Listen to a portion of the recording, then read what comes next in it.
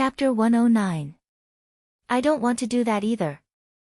These people are your and grandfather's old subordinates and even comrades who have gone through life and death together. But we can't put the entire June family's survival on a glimmer of hope. If we don't do this now, we will have to bear this cruelty in the future. Third uncle, they are not alone. Will they all betray the royal family and join the June family? This is simply impossible. Once our concealment is exposed, it will arouse the royal family's suspicions. The hundreds of people in the June family, the thousands of people in the June family's fiefdom, and even the military generals who are attached to the June family will all be implicated. That is the lives of tens of thousands of people. I think third uncle should know better than I do. Third uncle told me about the helplessness of the aristocratic family's disciples the day before yesterday. How come you're so sentimental when it comes to yourself? Third uncle, you're about to take over the responsibility of the June family's life and death. Don't tell me you're going to shrink back. June Mo calmly analyzed the situation. There was a hint of cruelty in his expression, and his tone of voice was somewhat sinister. If this goes on, do we have to hide it until we die? June Wooey frowned. Third uncle, isn't your vision a little too limited? Look at the magnificent jewel hall now, June Moxie laughed and leisurely said, looking at the whole world, which emperor would dare to touch the magnificent jewel hall? June Wooey was aghast. It turned out that his nephew's ambition was actually so great.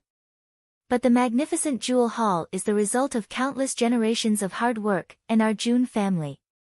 June Wooey frowned deeply. The June family has me. And you. And grandfather. June Moxie snorted and gently swirled the wine glass in his hand. The three of us are enough. Our June family will be stronger than the magnificent jewel hall. June Moxie's calm face revealed an unparalleled confidence. June Wooey looked at his nephew in a daze, and his heart suddenly welled up with a feeling of heroism that he hadn't felt for a long time. He almost blindly chose to believe his nephew's words. Because if that was the case, then his own, would really have hope. Third uncle, your old injuries have just healed and the poison has just been removed. During this period of time, you must focus on recuperating and not rashly use your Xian Qi. Although you have now entered the Tian Xian realm, but most of it comes from the Blazing Heart Meridian and not from your own bitter cultivation, so your foundation is quite unstable. I have already instructed the kitchen to specially prepare a medicinal diet for you, third uncle. During this period of time, for at least 10 days, your Xian Qi can only be nourished in your Dantian to ensure that all of your Xian Qi and Zhen Yuan are under your control. At the very least, you must reach the point where you can freely withdraw your Xian Qi. During this period, you must absolutely not act rashly. You must also refrain from joy and anger. If you have nothing to do, just use your pure physical strength to move a little. This is something that third uncle should understand. June Moxie looked at June Wooey meaningfully. I believe that after 10 days, third uncle will definitely find out what kind of surprise his current body can give you. I understand. 10 years have passed, a mere 10 days is nothing. June Wooey nodded heavily. The 300 people who trained previously have not returned yet. June Moxie casually spun his wine glass. After the 300 guards had trained to a certain degree, June Moxie began to arrange the death training. These 300 people would go to the Tian Fa forest to hunt low-level Xian beasts, Xian Dan and fur. Moreover, there was a strict rule that they had to hunt at least 10 or more 5th-rank Xian beasts. The higher the rank, the better. As for the low-level ones, the more the better. If they did not complete the mission, they were not allowed to return. Before leaving, June Moxie said with a murderous aura, this time in the Tian Fa forest, everything is up to you, including your own lives. The death rate is estimated to be more than half. This is the beginning of the road to the strong, and also the beginning of the first round of eliminations. There is only one consequence for being eliminated, and that is to step on the road to the Yellow Springs. In addition, this was also a way for June Moxie to find spies within the group. After the group entered the Tianfa forest, Grandpa Jun's army would guard the way back. Anyone who returned without permission would be killed without mercy. Any birds that flew out from the Tianfa forest would be shot dead. Then, they would silently kill the person who sent the message. These were all carried out by Grandpa Jun's secret bodyguards. Every one of them was a jade-level Xian Qi expert. Naturally, there was no suspense in the outcome. Since the start of the mission, there have been 27 people who revealed their traces. Or perhaps they were unable to catch up. All of them have been confirmed dead. As of now, there are no more messages being sent out. Jun Wui's expression was one of exhaustion. I didn't think that there would be so many people hidden amongst the ordinary soldiers of my Jun family. Do they really think that my Jun family is easy to bully? Jun Moxie lowered his head and calculated for a moment. Then, he smiled and said, "No messages have been sent out for such a long time. That means that they are almost completely wiped out. As for the remaining people, I can finally be at ease. As long as they can return, they are worth nurturing." Jun Wui nodded slightly and stood up. He reluctantly looked at the wine cup in Jun Moxie's hand and returned to his own courtyard. Jun Moxie sat quietly for a moment. Then, he silently laughed and stood up. He walked towards his own courtyard. The second batch of wine should be coming out soon. This batch was the real deal. Suddenly, the capital seemed to be in a state of chaos for a moment before everything calmed down. A horse galloped to the front door of the Jun residence. It was a servant of the imperial palace. Grandpa Jun hurriedly went out and headed towards the imperial palace. At the same time, the imperial physician of the imperial palace rushed to the Li residence. The Dugu family's father and son also left everything behind and hurriedly rode towards the imperial palace. In addition, the leaders of the various families and the higher-ranked officials also gathered in the direction of the imperial palace. To outsiders, this was undoubtedly a major event. A major event that could shake the entire Tianxiang kingdom. In fact, it was indeed a major event. The imperial tutor, the minister of the imperial palace, Li Shang, suddenly fell ill and fell into a coma. His life was at stake. Imperial tutor Li was the head of the civil officials in Tianxiang kingdom. How could the imperial palace not be in chaos when he suddenly collapsed without any warning? His Majesty the Emperor was furious. He sat on the dragon throne and slammed the table. A good civil official went to cultivate Xian Qi. Now, not only did he fail to cultivate Xian Qi, he was tormented to the point where his life was on its last breath. He had been in control of the imperial palace for so long. Now that he has collapsed, the entire imperial palace is paralyzed. How can I not be distressed by such a situation? You. At this point, His Majesty the Emperor suddenly stopped talking. He rubbed his forehead and sighed weakly. Because when he looked down, His Majesty the Emperor realized that he had done something stupid.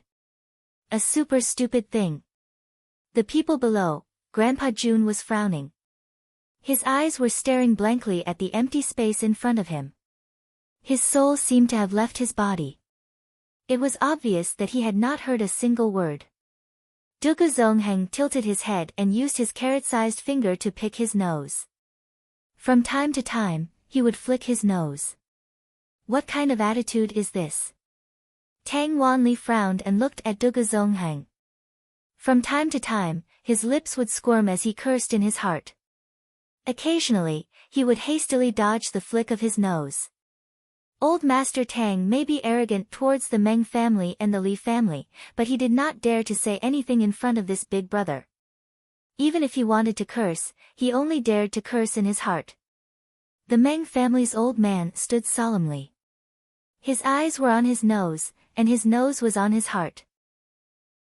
The Murong family's old man, Murong Fengyun, was leaning against a pillar in the main hall. His white beard had a sparkling thing on it. It seemed to have come from his mouth. The Song family's old man lowered his head. It seemed as if he was testing whether his head could be inserted into his crotch. His Majesty the Emperor suddenly came to his senses. He wanted to slap himself. If you're angry, just vent it on the court officials. Why did you have to vent it on these old things? What's the difference between playing the lute to a cow? What's the use of it? Finally, he impatiently waved his hand. Go, go, go. It's all my fault. I was wrong. Why bother you old immortals? Go, go, go, go back to sleep. Don't tire yourselves out. The old men seemed to have awoken from a dream. One by one, they apologized and thanked the emperor. Dugu Zongheng took a few steps before he suddenly turned back and kicked Murong Fengyun. Wake up. Don't sleep anymore. Go home and sleep. Murong Fengyun groaned and stood up with sleepy eyes. He looked helpless. Your Majesty, this old subject is guilty. This old subject is selling rice cakes. I actually fell asleep in your Majesty's golden hall. This, all of you, get lost. Go back home and sell rice cakes. His Majesty the Emperor's roar scared the officials who were waiting for the Emperor in the side hall. They trembled. The few old masters looked like they were in a sorry state, and they were scared witless.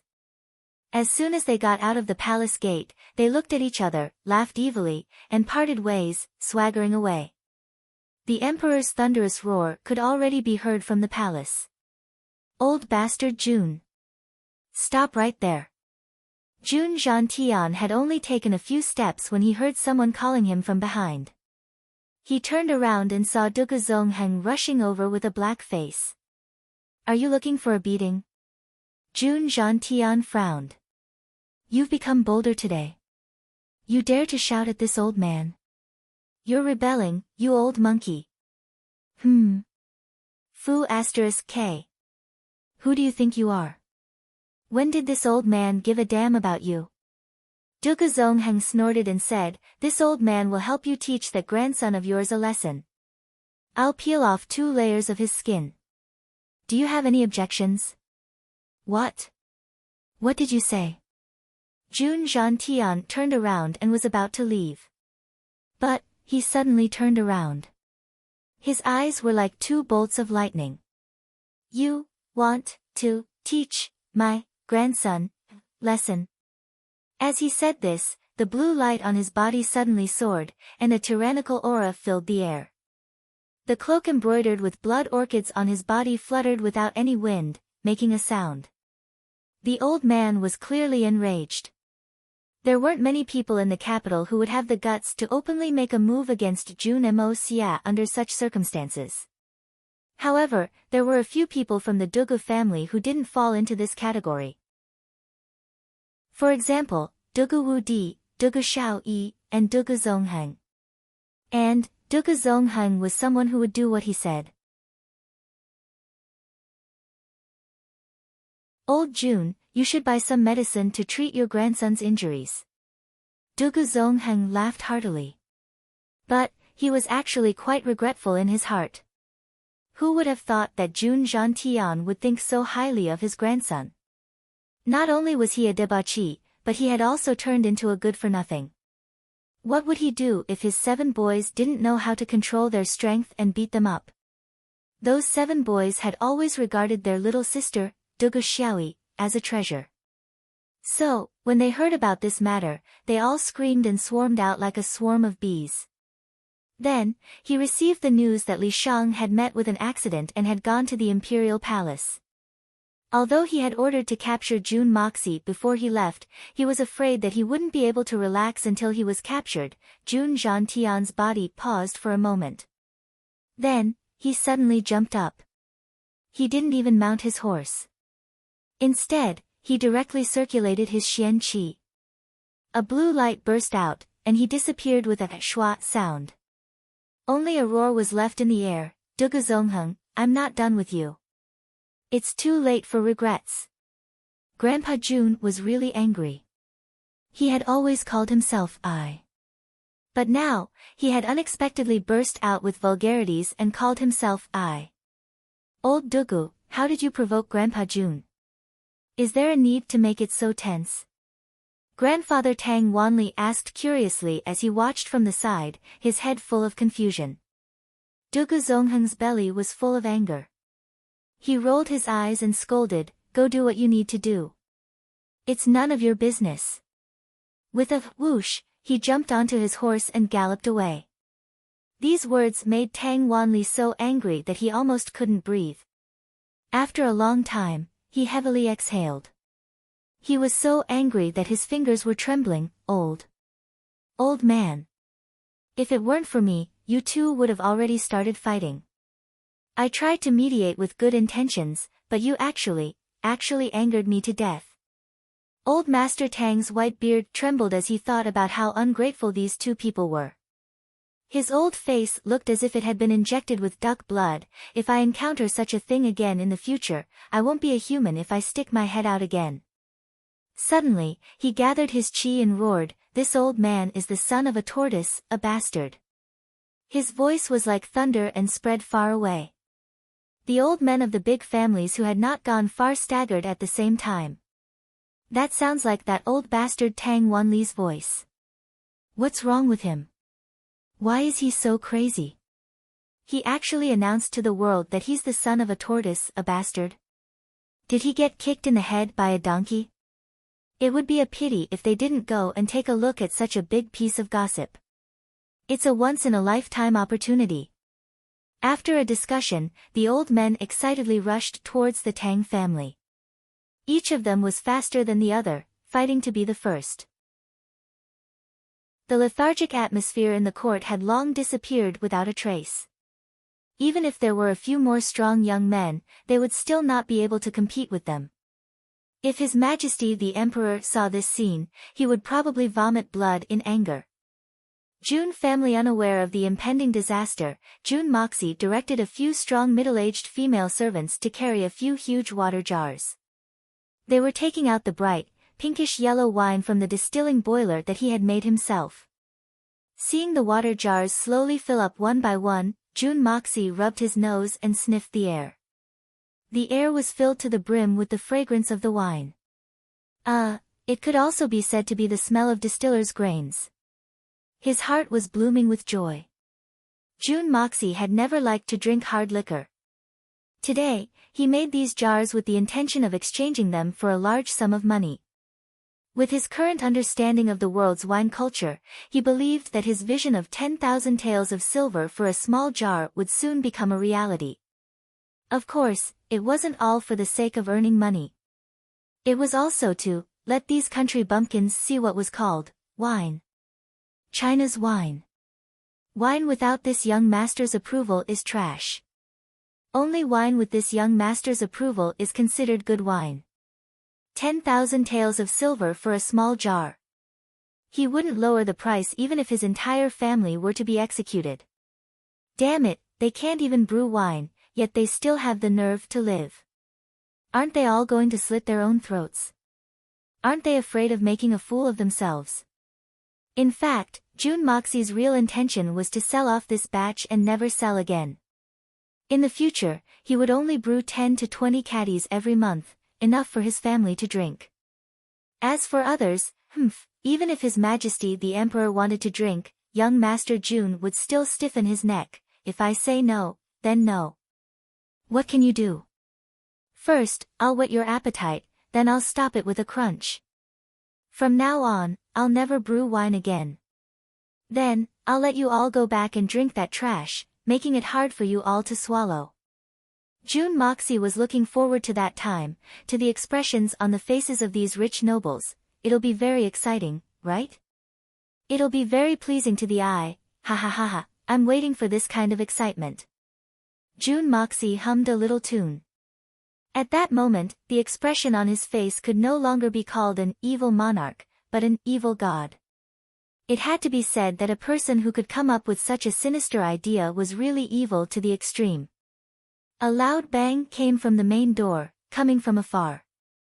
It interrupted Jun Moxie's thoughts, making him very surprised. This is the Jun family. Is there really someone who comes to cause trouble in broad daylight? Isn't this too novel? His guess couldn't be more correct. A scream came from the main door, and not long after, he heard heavy footsteps coming towards him aggressively. With a bang, the main door of the small courtyard instantly turned into a pile of debris, and a loud voice roared, "Jun Moxie, you bastard, get out here right now. Why does this scene look like the gangsters coming to find trouble?" At that moment, Jun Moxie almost thought that he had gone back in time. The sound of thumping sounded, and Jun Moxie stretched his head to take a look, only to see 7 bear-like strong men like 7 iron towers, each of them swinging their arms, their faces ferocious, and they rushed in at a speed of 1.5 feet with each step. Saving a life is better than building a 7-storied pagoda.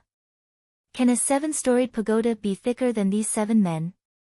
The legendary pagoda is a tower. Jun Moxie immediately made a decision, and quickly ordered, "You, go tell third uncle, don't let him come over, I will handle this, I can definitely handle it. Go tell sister-in-law, don't let her come over either." The only thing that Jun Moxie was worried about now was that Jun Wui couldn't help but rush over, and that would be terrible. Although Jun Wui's current strength had indeed risen to the level of Tian Xian, the Tian Xian's true qi in his body was extremely unstable, and not all of it could be used for his own use.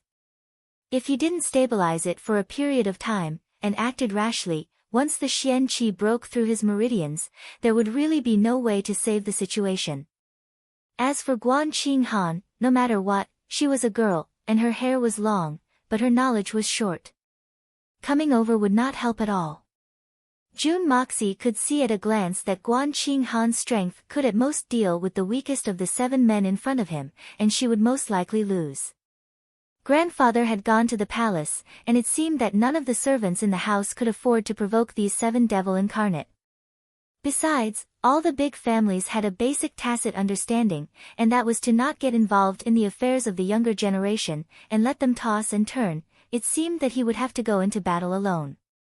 Jun Moxie obviously knew them. The Dugu family's Heroes and Legends Rush Forward was a famous figure in Tianxiang City, and his reputation was much more resounding than Jun Moxie's. Although they weren't friends on the same level, but they still saw each other often. The only thing that Jun Moxie was hesitating about at this time wasn't whether or not he would be abused by these 7 bear-like men, but rather, he was having a headache. If I were to kill or cripple these 7 guys, what would the Dugu family do? Would they go crazy? And would the Jun family be able to withstand it? Chapter 111. Apart from the fact that some of these fellows were a bit older and some were a bit more inexperienced and immature, all of them basically looked the same. They looked like septuplets. All of them were tall and sturdy, with round eyes and beards on their cheeks. At first glance, these 7 heads looked a bit like a rectangle lying on the ground. They were really too awesome. How did they manage to feed them? This nest of them were all Zhang Fei's ultimate style.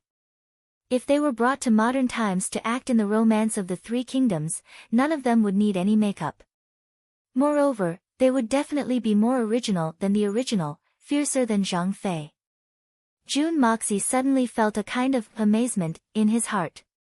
It must have been hard on the 3 brothers of the Dugu family. What kind of tacit understanding did they have for their sons to be born like this? They were really too talented. Jun Moxie. Where do you think you're running to? Dugu Ing, who was the leader, had sharp eyes. He saw Jun Moxie at a glance and roared like thunder. The 6 brothers behind him shouted in unison, "Jun Moxie, where do you think you're running to?" Thunder from the 9 heavens. The flowers and plants in the courtyard were frightened, and they couldn't help but sway in the wind. Jun Moxie was admiring the creator's uncanny workmanship in his heart. The world was really full of strange things. Suddenly, his vision darkened. 7 iron towers stood in front of him. The 7 big faces were as black as the bottom of a pot, and their 14 eyes were staring fiercely at Jun Moxie. Even the shortest one was half a head taller than Jun Moxie. Those who didn't know would definitely think that Jun Dashao owed these fierce brothers a lot of money. In the past, the story of Snow White and the 7 dwarfs was passed down through the ages. Today, I will personally reveal the unspeakable story of Jun Moxie and the 7 giants. Jun Moxie let his imagination run wild. He took a step back and looked at the 7 brothers. If he didn't take a step back, he would have to look up. Putting on an elegant smile, he said, "So it's Big Brother 7 Dugu, my apologies for not recognizing you. I'll call someone to serve tea. Don't even think about slipping away. You're still too inexperienced to play such a trick in front of me." Dugu Ying's face was filled with malevolence as he clenched his fists, causing his knuckles to crackle. "Jun Moxie, you really have guts to bully my little sister. You have guts. See if I don't beat your pretty boy face into a persimmon today." "What? Bully your sister? Dugu Xiaoyi? Where did this come from? What's going on?" Jun Mo Xia was stunned and couldn't figure it out. This time, his expression wasn't fake. "I've always been the one being oppressed. When did I turn the tables? I don't know." In his heart, he had a deeper understanding of the saying, "The Dugu family has never been reasonable." It's obviously your little sister who bullies me every day. Even if you're distorting the truth, you shouldn't do this, right? I haven't even complained to Grandpa yet, and you're the villains complaining first. This is ridiculous. Just that little girl, Dugu Xiaoyi, with your Dugu family's tyranny, who in this world dares to bully her? This is simply an autumn fairy tale. You still dare to deny it. Do you want to deny it?" Dugu Xiong roared from the side. Halfway through his roar, he suddenly raised his head in confusion. His large nostrils took 2 deep breaths and blinked. "What's that smell? Why is it so fragrant? It's too fragrant." The other 6 people were indeed a family. Almost at the same time, they sensed that something was wrong. This smell was too tempting. They didn't come back to their senses for a moment, but were roused by Dugu Xiong's words. Ignoring Jun Moxie, they all moved their nostrils to search for the smell. Their 7 pairs of nostrils madly inhaled, turning the surroundings into a vacuum. Jun Moxie inexplicably felt a little suffocating. Insufficient oxygen supply. What kind of lung capacity is this? It smells too good. Why does it smell like wine? Dugu Ying closed his eyes and moved his nose, his face full of confidence. Nonsense. How can there be such fragrant wine? I'm going to get drunk. Dugu Xiong was still looking up at the sky with an intoxicated expression. This is definitely not wine. It's immortal wine. Dugu Hao looked like an expert, shaking his head as if he had drunk it before. Fuck off. What immortal wine? How ignorant, go to the side and stay there. Dugu Jie cursed. My uncle is your father. Why don't you tell him to go to the side and try? Dugu Hao's face and neck turned red as he retorted sarcastically. Could it be knockout incense? Dugu Cheng said it was knockout incense, but his nose was still madly sniffing. Even if it's knockout incense, I'd rather be drugged every day. Heavens, let me be drugged a little longer. What if I can't smell it anymore? Dugu Shang's face was full of intoxication. Among the 7 brothers, he was the one who sniffed the loudest. Useless. Dugu Qian despised the conduct of his 6 brothers. He cursed them with infinite contempt, but he himself closed his eyes in intoxication. The 7 of them were all shaking their heads, closing their eyes and sniffing wildly. They didn't notice that less than 10 feet in front of them were extremely conspicuous large jars of wine. The glistening yellow wine inside was emitting an intoxicating fragrance, drilling into their nostrils. Jun Moxie was dumbfounded. There's actually such a person in this world. And there's 7 of them at once. Nature's creation is indeed wonderful. He couldn't help but cough. Startled by his voice, the 7 brothers finally came to their senses. They opened their eyes with some embarrassment. Seeing Jun Moxie in front of them, they immediately remembered their mission. Just as they were about to step forward and grab this brat to hand in their mission, the 7 of them suddenly stopped in their tracks. Their 14 eyeballs simultaneously stared. That thing was actually wine. How could wine be so clear and transparent? What kind of wine in this world could emit such an intoxicating fragrance? Big brother, look, is that really wine? Dugujia gulped down his saliva. It's so fucking fragrant. Nonsense. If it's not wine, can it be vinegar? Does your family's vinegar smell so good? It's really good wine. Why haven't I seen such good wine before? Dugu Hao's saliva dripped onto the floor, but he did not forget to mock them. Don't talk about seeing it, I've never even heard of it. I really want a taste. Dugu Chung used his sleeve to wipe his mouth. With 2 smacking sounds, his sleeve became wet. Nonsense. Who doesn't want a taste? The 6 brothers looked at him in disdain. June Moxie. Duguing let out an earth-shattering roar. Immediately after, his voice became gentle. In your hand, what's that? It was hard to imagine that a fierce man like Zhang Fei could speak in such a gentle manner. Don't you understand? It's a wine cup, what else can it be? Jun Mo Xia swirled the wine in his glass, and accidentally spilled some of the wine in the glass onto the ground. Suddenly, the aroma of the wine in the surrounding became at least twice as strong. The 7 of them widened their eyes at the same time and lowered their heads in unison.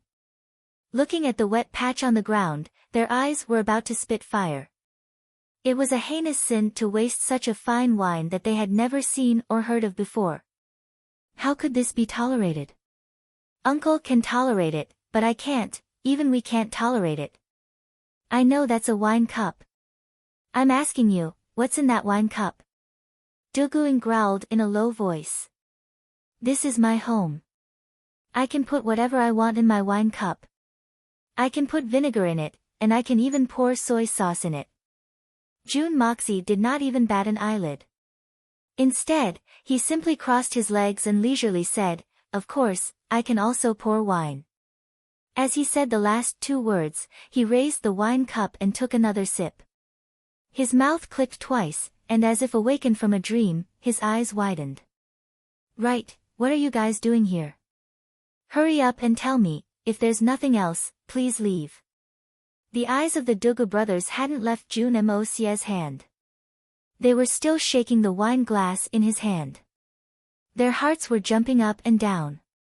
They were afraid that even a little bit of the wine would spill out. That would be such a waste of God's gift. We were ordered to capture you. Dugu Xiong replied casually. Before he could finish, Dugu Hao fiercely stomped on his foot, causing him to jump up and down in pain. We were ordered to invite young Master Jun to our residence for a chat. In order to deepen the friendship between the Jun and Dugu families. Dugu Hao strove to put on a refined appearance, shaking his head and emphasizing every word.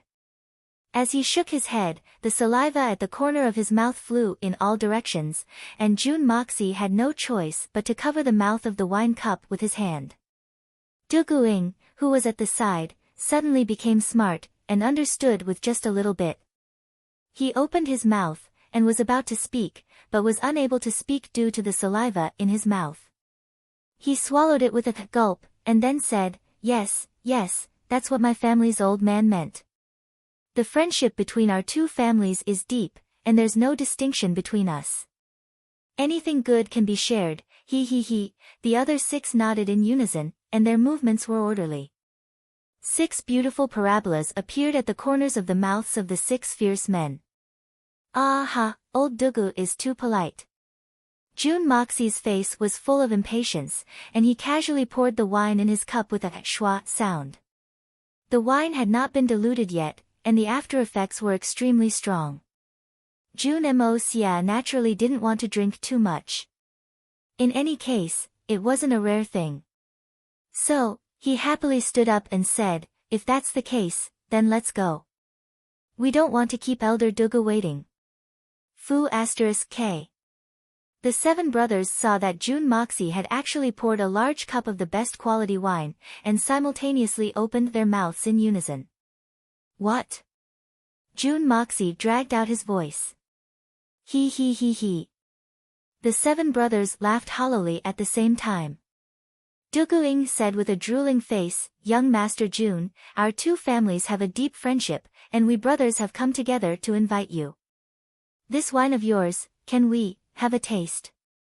June Moxie's face was full of reluctance, and he shook his head like a rattle drum. No, I don't have much here. This is a never-before-seen top-quality wine, and only one drop is too strong. Even if one drop is not worth 1,000 gold, it's still a drop, and I still have to slowly enjoy it. Saying that, he casually pointed his finger, and said in a regretful tone, "I only have these few jars. If I drink it all, there won't be any left." This time, it did not matter. The seven brothers' eyes followed the direction of his finger, and suddenly, their eyes could not move away. Chapter 112. The seven brothers followed June Moxie's finger, and looked in the direction of his finger. And, their eyes couldn't move away from that direction. Each of them cursed in their hearts, "You call this not a lot? There are 8 such big jars. There must be at least 50 kilograms in each. So, there must be at least a few hundred kilograms in total. It's a pity that we can only smell it. We can't even taste a drop of it. A drop of it is worth 1,000 gold. Why don't you go and rob us? But, this fragrance is worth 1,000 gold. Brothers, are we going to leave now?" "Ha, didn't you say that you wanted to lead me to pay a visit to Elder Dugu?" June Moxie took a few steps forward, and then turned his head to look. He saw that the 7 men were still in their original positions. Their backs were facing him, and they were looking at the big jars. Their feet were rooted to the ground, and they were motionless.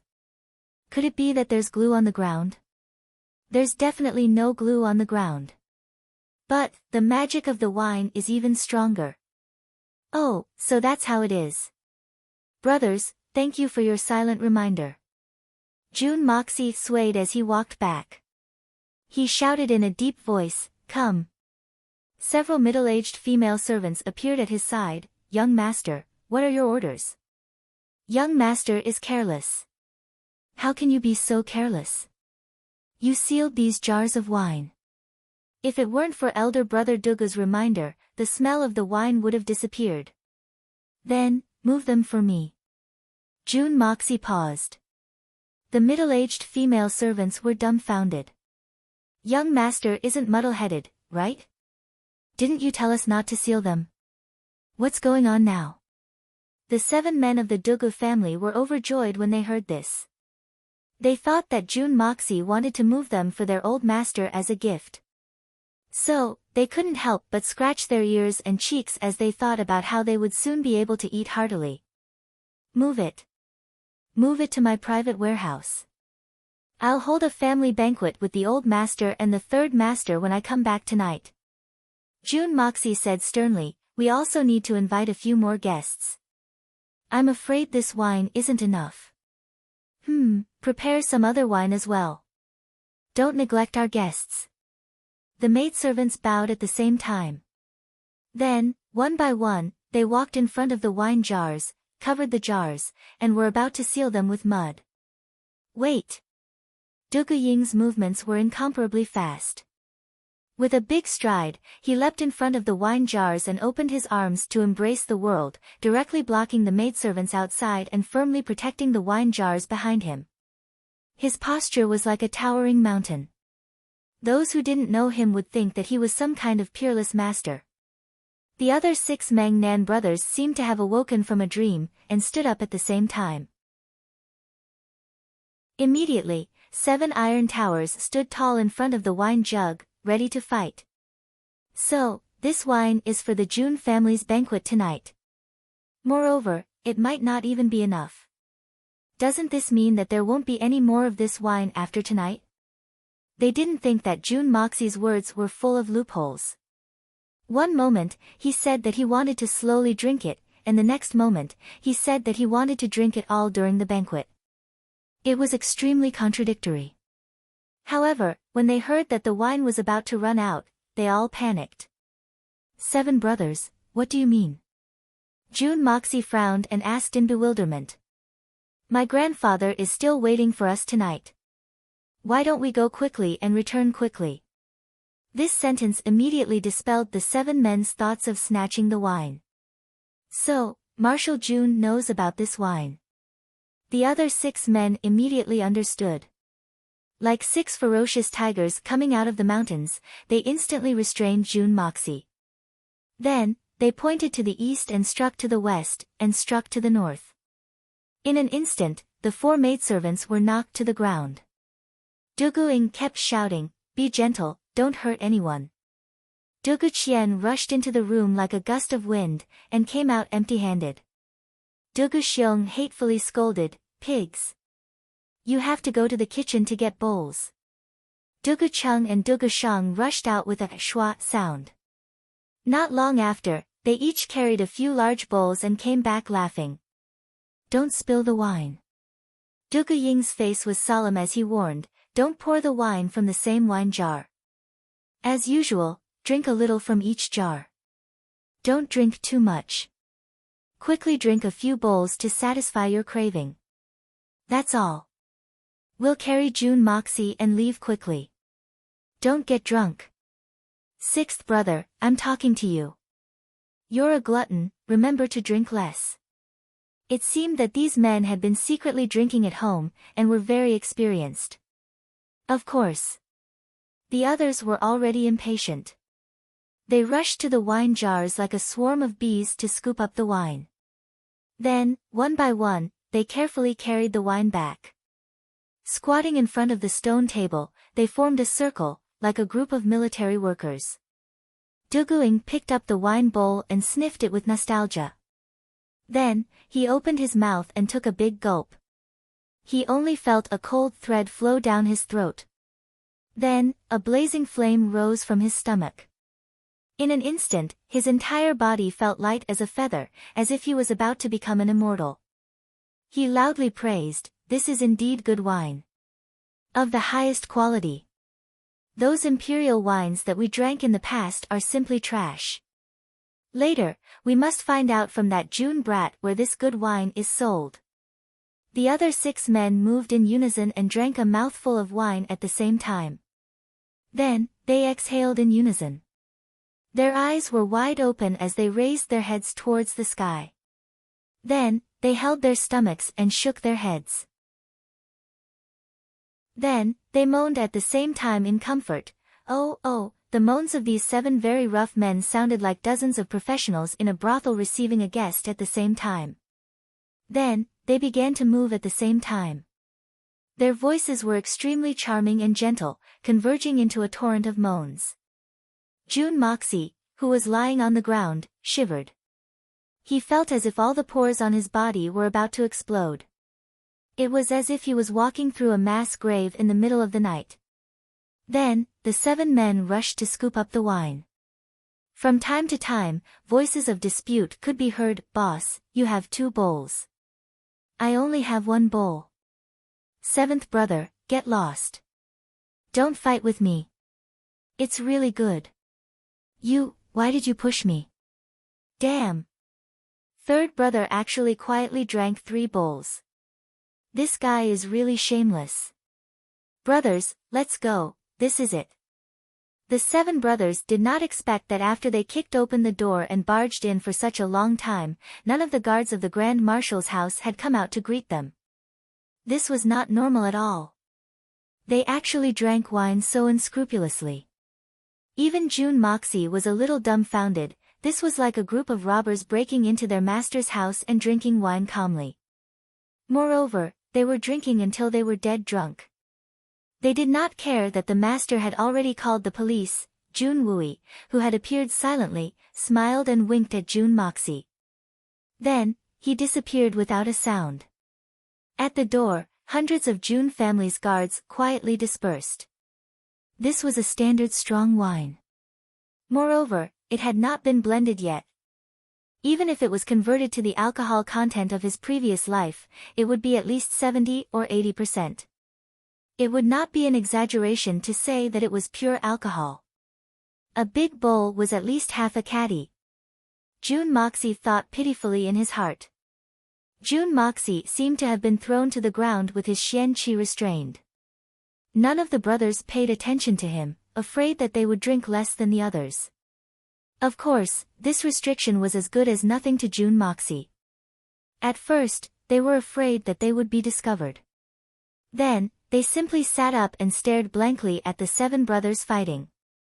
In the end, they simply stood up and stretched their limbs. Then, they crossed their arms and watched from the side. No one had the leisure to pay attention to him. Only for a moment. It was really only for a moment. Bang!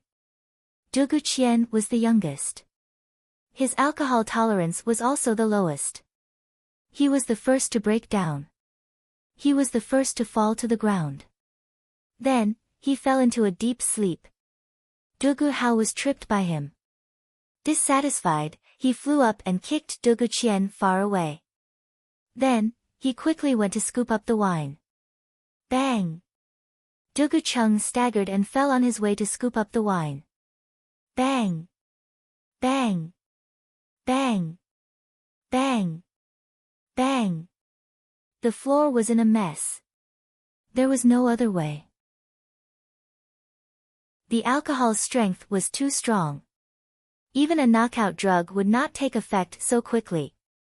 Although there was a difference in alcohol tolerance, it was still dependent on the type of wine. These 7 brothers were basically drunk from one foot to the other. The liquor that Jun Dashao brewed this time was strong. Moreover, this was just the head of the liquor. It was even more alcoholic than alcohol. Although these 7 brothers had extraordinary alcohol tolerance, they had never drunk such a strong liquor before. It was like a waiter who was used to drinking beer from a young age suddenly drinking a cup of ergoto. At first, it was not much. He could even drink a few more bowls. However, once the alcohol kicked in, he would not be able to wake up from this drunken dream for a few days. Moreover, these 7 brothers of the Dugu family had drunk at least 3 or 4 large bowls. For a moment, Jun Moxie's small courtyard was filled with thunderous snores. Although he had successfully solved this problem, Jun Moxie was extremely frustrated. It was all because of these 7 brothers. If you want to sleep, then go to sleep. Why are you snoring? I can tolerate it. But there are a few people who not only snore, but also grind their teeth, whistle, and even fart. It can be said that they are very rhythmic. Squeak, as Jun Moxie was vexed, Duguing on the ground had already started to whistle again. Jun Moxie kicked him on the buttocks. Hatefully, he scolded, "What are you shouting for?" The whistling stopped abruptly. Duguing was kicked over. Facing the sky, he muttered in the air, "Good wine." On top of the wall of the neighboring courtyard, Guan Qinghan was hiding behind a flowering tree. She was dressed in a snow-white outfit. She was standing there with a pair of big, frosty eyes. She couldn't believe what she was seeing. She had received a notice from Kuer warning her not to come. But she still came. Guan Qinghan had been standing there with her sword since the Dugu family's 7 brothers had smashed open the door. If the Dugu family's 7 brothers were to hurt Jun Moxie or take away Jun Moxie, Guan Qinghan would immediately act. Even if she knew that she was no match for them, she would still fight with all her might. Although this brat Jun Moxie was not pleasing to the eye, he was still the only successor of the Jun family's 3rd generation. Moreover, he was her brother-in-law. No matter what, she couldn't just sit by and watch him get hurt. Especially since this brat had become more like a human recently. However, the next scene caused Guan Qinghan's eyes to slowly widen, and she even felt a bit of admiration for him. From the very beginning, Jun Moxie's calm and unhurried attitude had surprised Guan Qinghan a lot. In her memory, Jun Moxie would have been scared into a puddle of mud by now. It was not uncommon for him to be so scared that he would wet his pants. But today, it was completely different. Step by step, he had lured the Dugu family's 7 brothers into his trap. He had made them willingly jump in as if they had taken advantage of him. Then, he had impatiently drunk himself into a drunken stupor. Although these 7 men were extremely crude, but such an outcome had left Guan Qinghan extremely surprised. Is this still my debauchee and cowardly brother-in-law, Jun Moxie? Sighing faintly, Guan Qinghan disappeared without a sound. Thank you for the first leader of this book. Thank you. Brother, you don't understand. Brother, Feng Ling really doesn't deserve your kindness and generosity. Thank you for your support. I'm going to say too much here. As for tipping and urging for updates, my brothers and sisters should act according to their capabilities. Take care of your own lives first and don't make things difficult for yourself. If everyone is happy and healthy, then that's the best thing that can happen. Subscribing to this book is already a great support. As for the rewards, it was a token of appreciation from his brothers and sisters. Feng Ling was very grateful. Feng Ling considered himself a commoner. Of course, he liked money. He would never pretend to be virtuous and refuse anything. I won't deny this. But in my heart, my brothers' and sisters' feelings and bodies are more important than this. I appreciate your kindness. I accept the rewards. But you must promise me to take care of yourselves first. Don't exceed your own capabilities. Otherwise, my heart will not be at ease. Having all of you is the biggest gain from this book. Thank you. Chapter 113. A sharp whistling sound came from the sky and a ray of blue light flew down like a meteor and landed directly in Jun Moxie's courtyard. It was Jun Zhantian. Grandpa Jun was stunned the moment he returned. He had thought that even if his grandson had not been captured, he would at least have been tortured. Although his grandson had made great progress recently, he had not broken through to the 9th level. His defeat and capture were all within his expectations. He had prepared himself to go to Dugu Zongheng to get his grandson to vent his anger and take revenge when he saw that his grandson was not around. Who would have thought that he would see such a situation? Surprise? Surprise? Horror? Isn't this too dramatic? His grandson was sitting there safe and sound, while the 7 kids of the Dugu family were lying unconscious on the ground. Well, the old man had to admit that he was wrong. These 7 kids weren't unconscious, but they were drunk to death. Jun Zhantian rubbed his eyes. He still could not believe it and could not understand it. He was very curious as to how his grandson could achieve such a brilliant result. He was actually drinking wine with the people who came to capture him and even made them all drunk. Although Grandpa Jun knew that the wine his grandson brewed was very strong, he still felt that he had miscalculated when he saw the scene in front of him. Seeing that his grandson was fine, Grandpa Jun said a few words and slowly walked out with his hands behind his back. Well, I will not participate in this kind of matter. When Dugu Zongheng and Dugu Zongheng returned home, they heard that their 7 grandsons had already gone to find trouble with Jun Moxia in a fit of rage.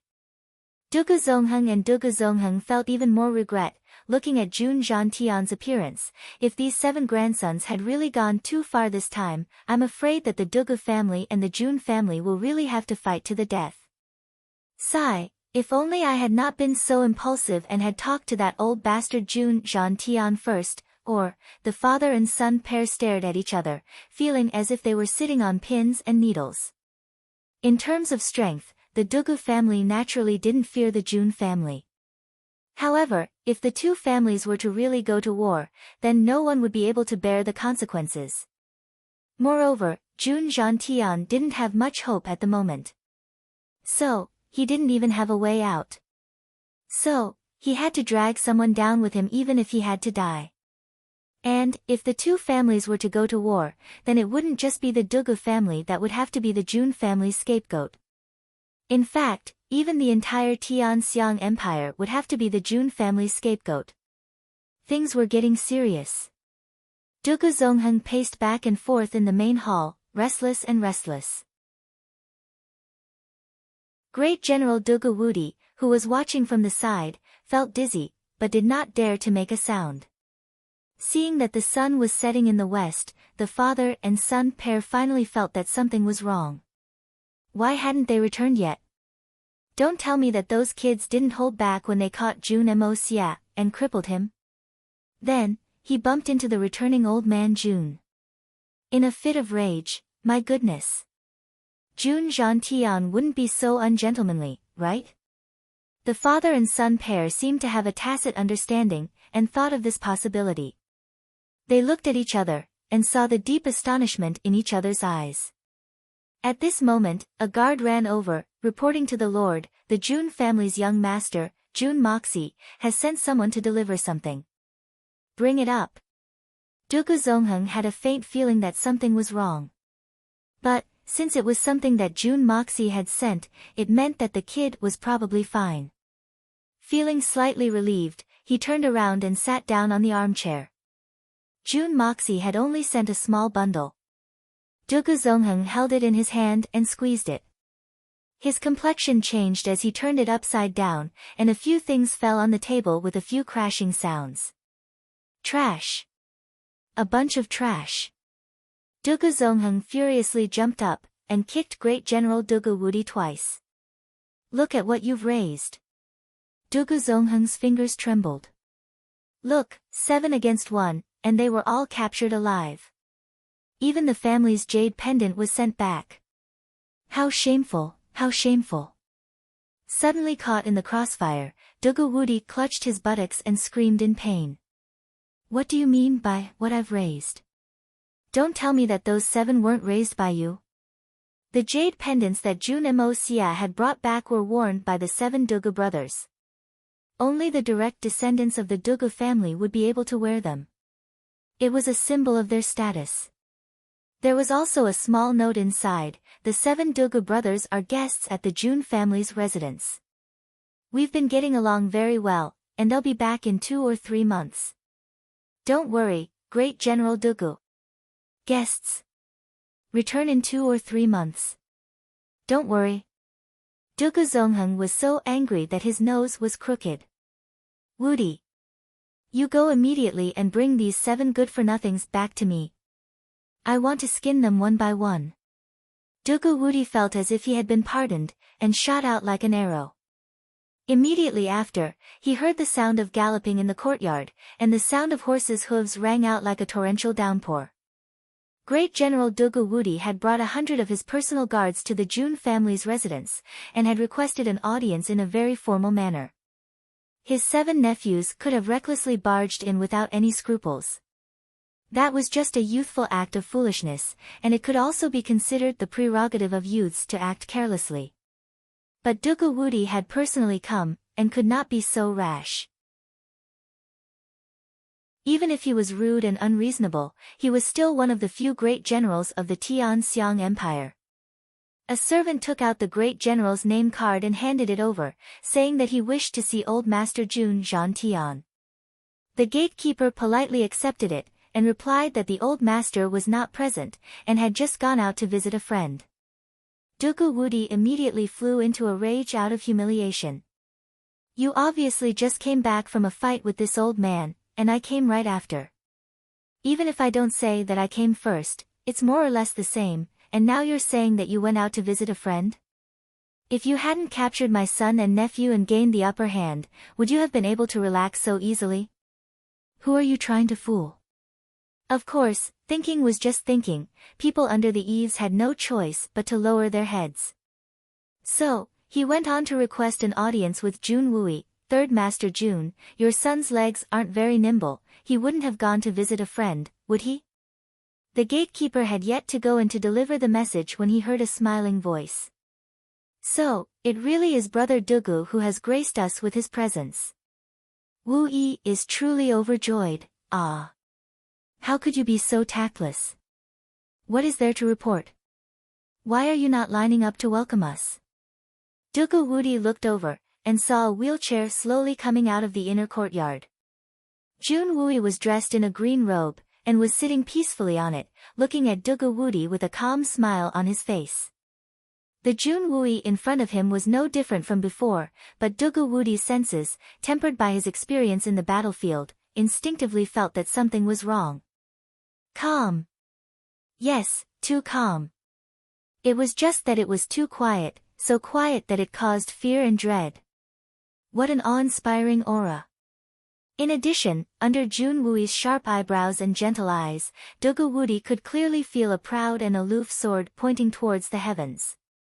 It was as if a peerless divine weapon that had been covered in dust for many years was about to be unsheathed, its edge reappearing, and the roars of dragons and tigers resounding throughout the world. At this moment, Dugu Wudi suddenly had an illusion that the person in front of him was not the crippled Jun Wui for 10 years, but the general in white from back then. The one who had once laughed arrogantly under the heavens, the one who had commanded the entire Xian continent, the soul of the army, Jun Wuhui. Jun Moxie's father, the iron-fisted general who had emerged victorious in every battle, the invincible god of war. In that instant, Dugu Wudi felt an indescribable sense of respect. Jun Wuhui. That was the person Dugu Wudi respected the most in his life, the person he looked up to, and also Dugu Wudi's biggest goal in this life. Dugu Wudi used to be a general under Jun Wuhui's tent. Even now, he would still recall those extraordinary years when he was in the army every night.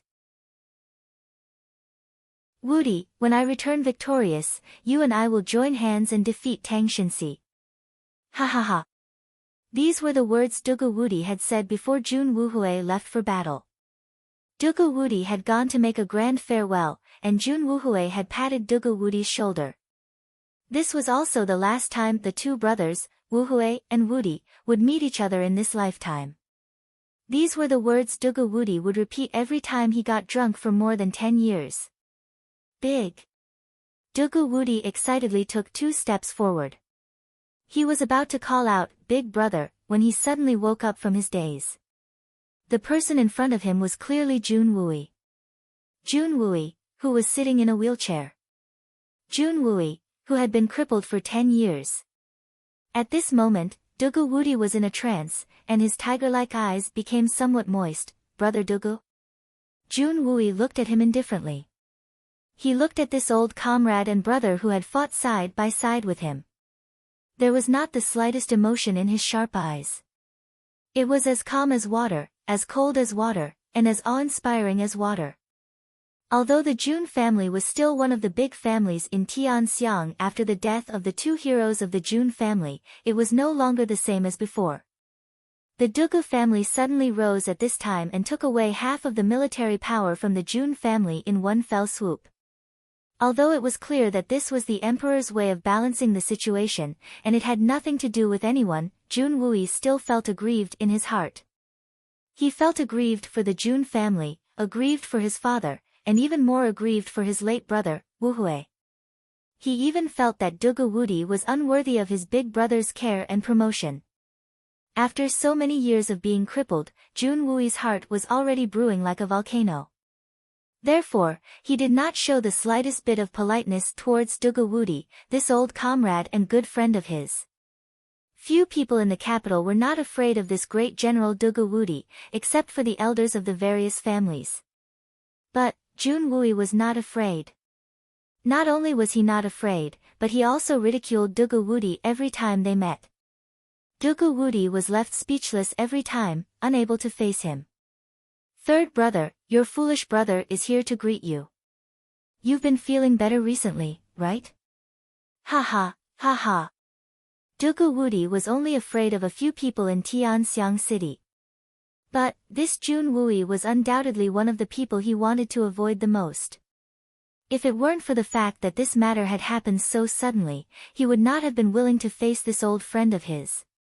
Great General Dugu forced himself to calm down, and squeezed out a smile on his face. "I heard that our 7 little bastards are ignorant, and have caused a lot of trouble in the residence. So, they were forced to stay as guests. This foolish brother has come to take them back, and teach them a good lesson. I must ask them how they got the guts to cause trouble in the Jun family, and whose backing they are relying on." Even the third master Jun, who was usually calm, almost laughed out loud. Who's backing? You really have the nerve to say that.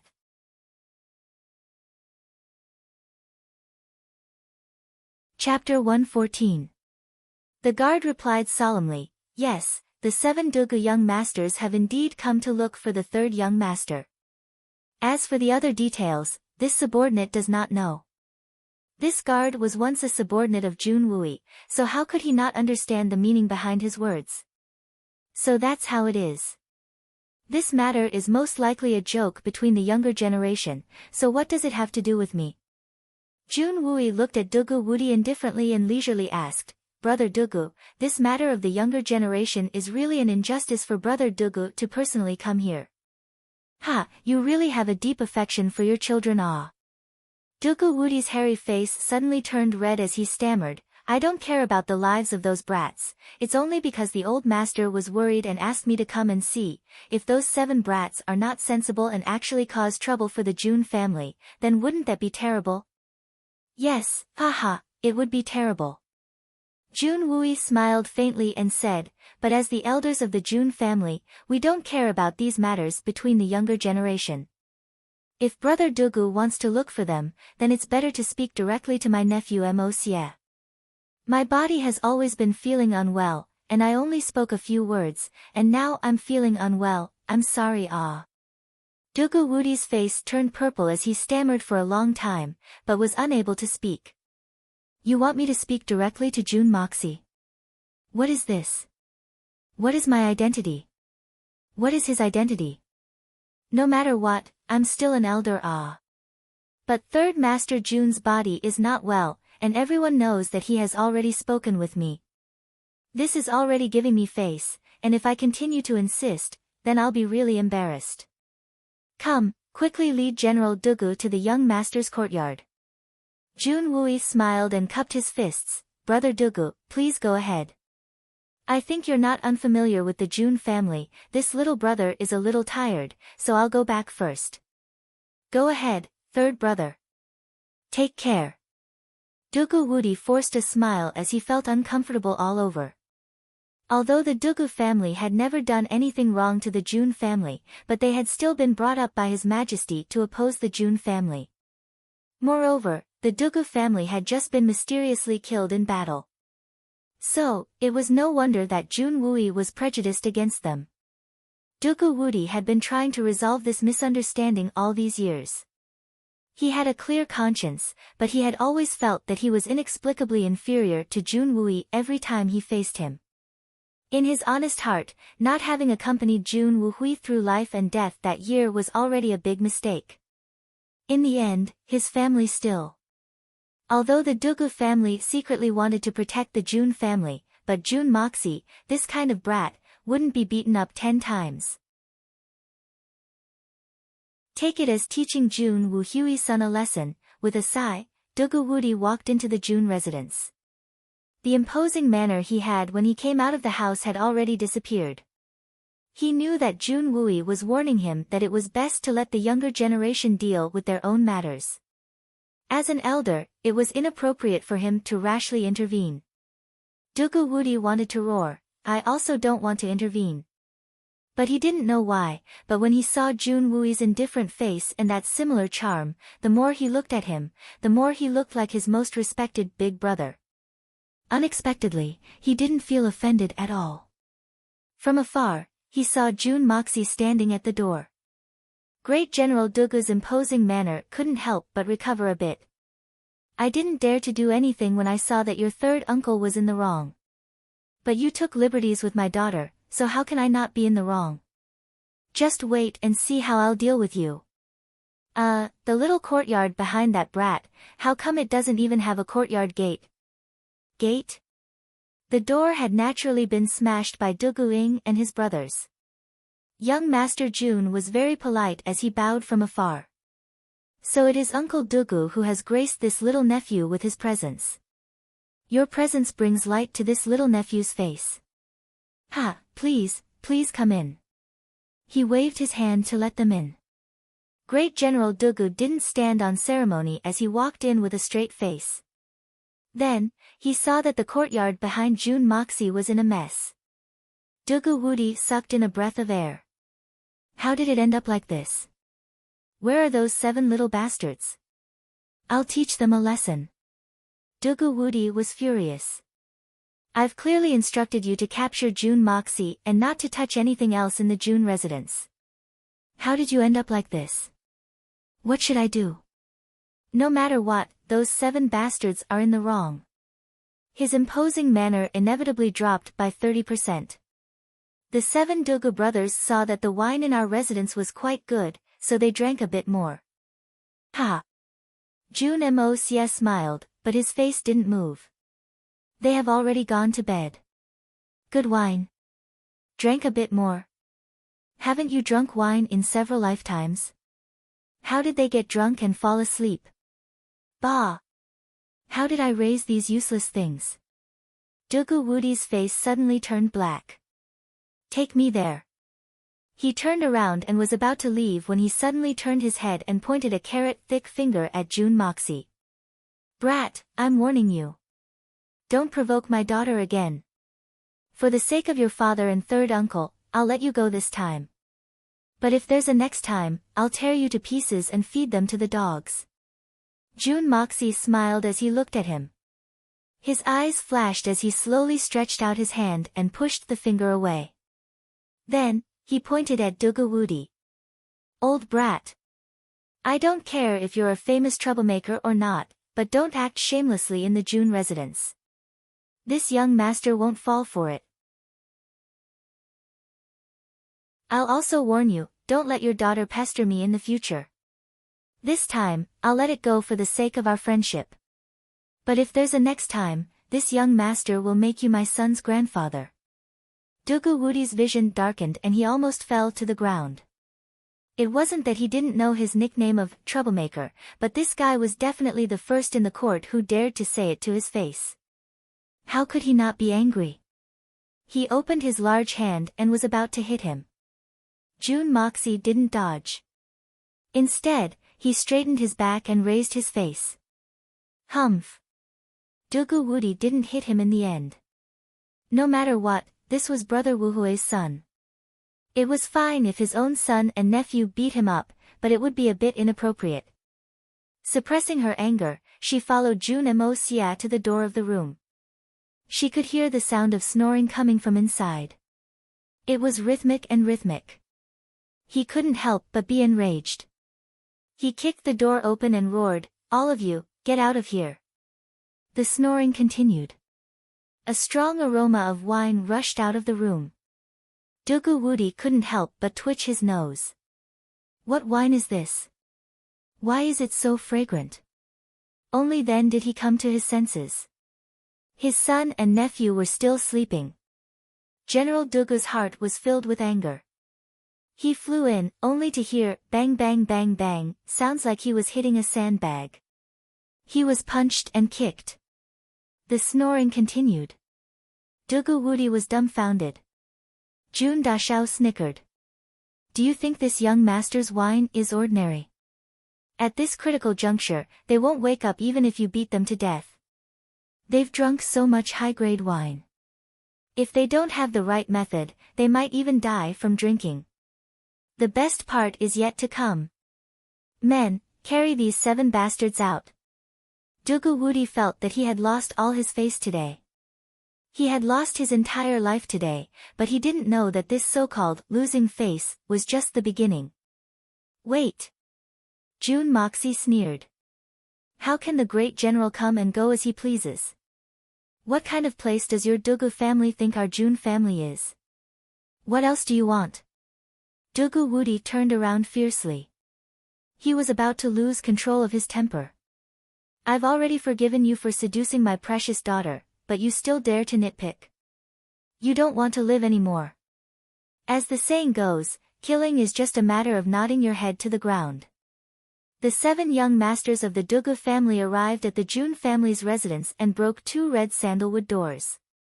That's 1,000 taels of silver. You injured 3 maidservants, 500 taels of silver for their medical expenses. You broke my courtyard's doors, 300 taels of silver.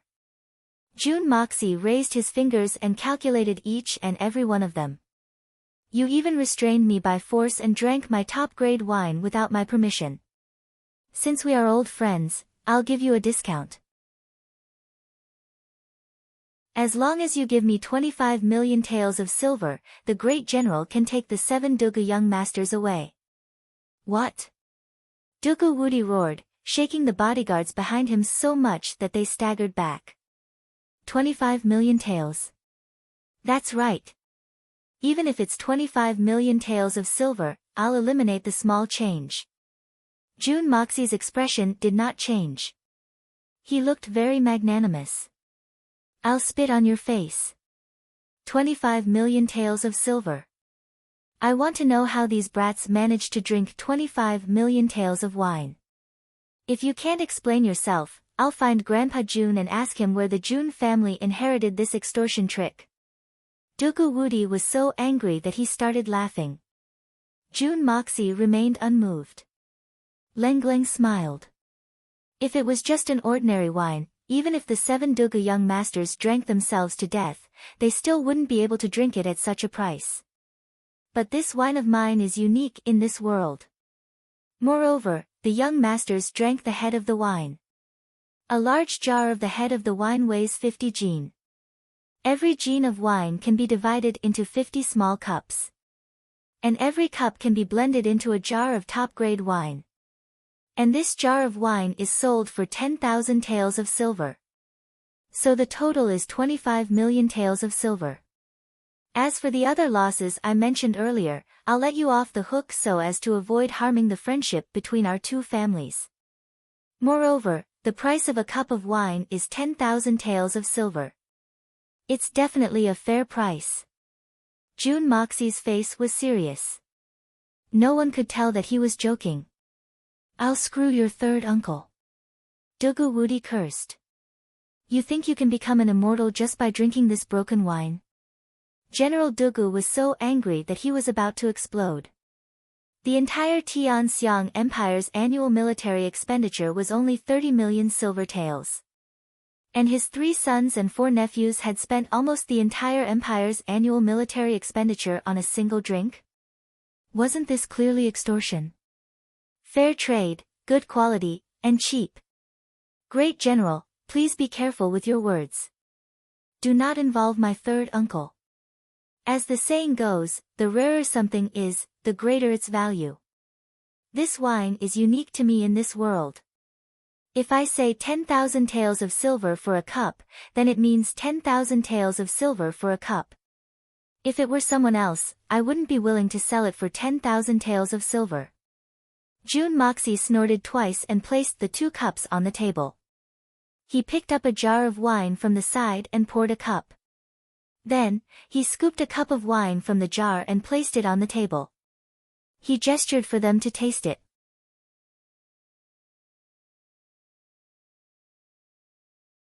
Chapter 115. Today's third update has arrived.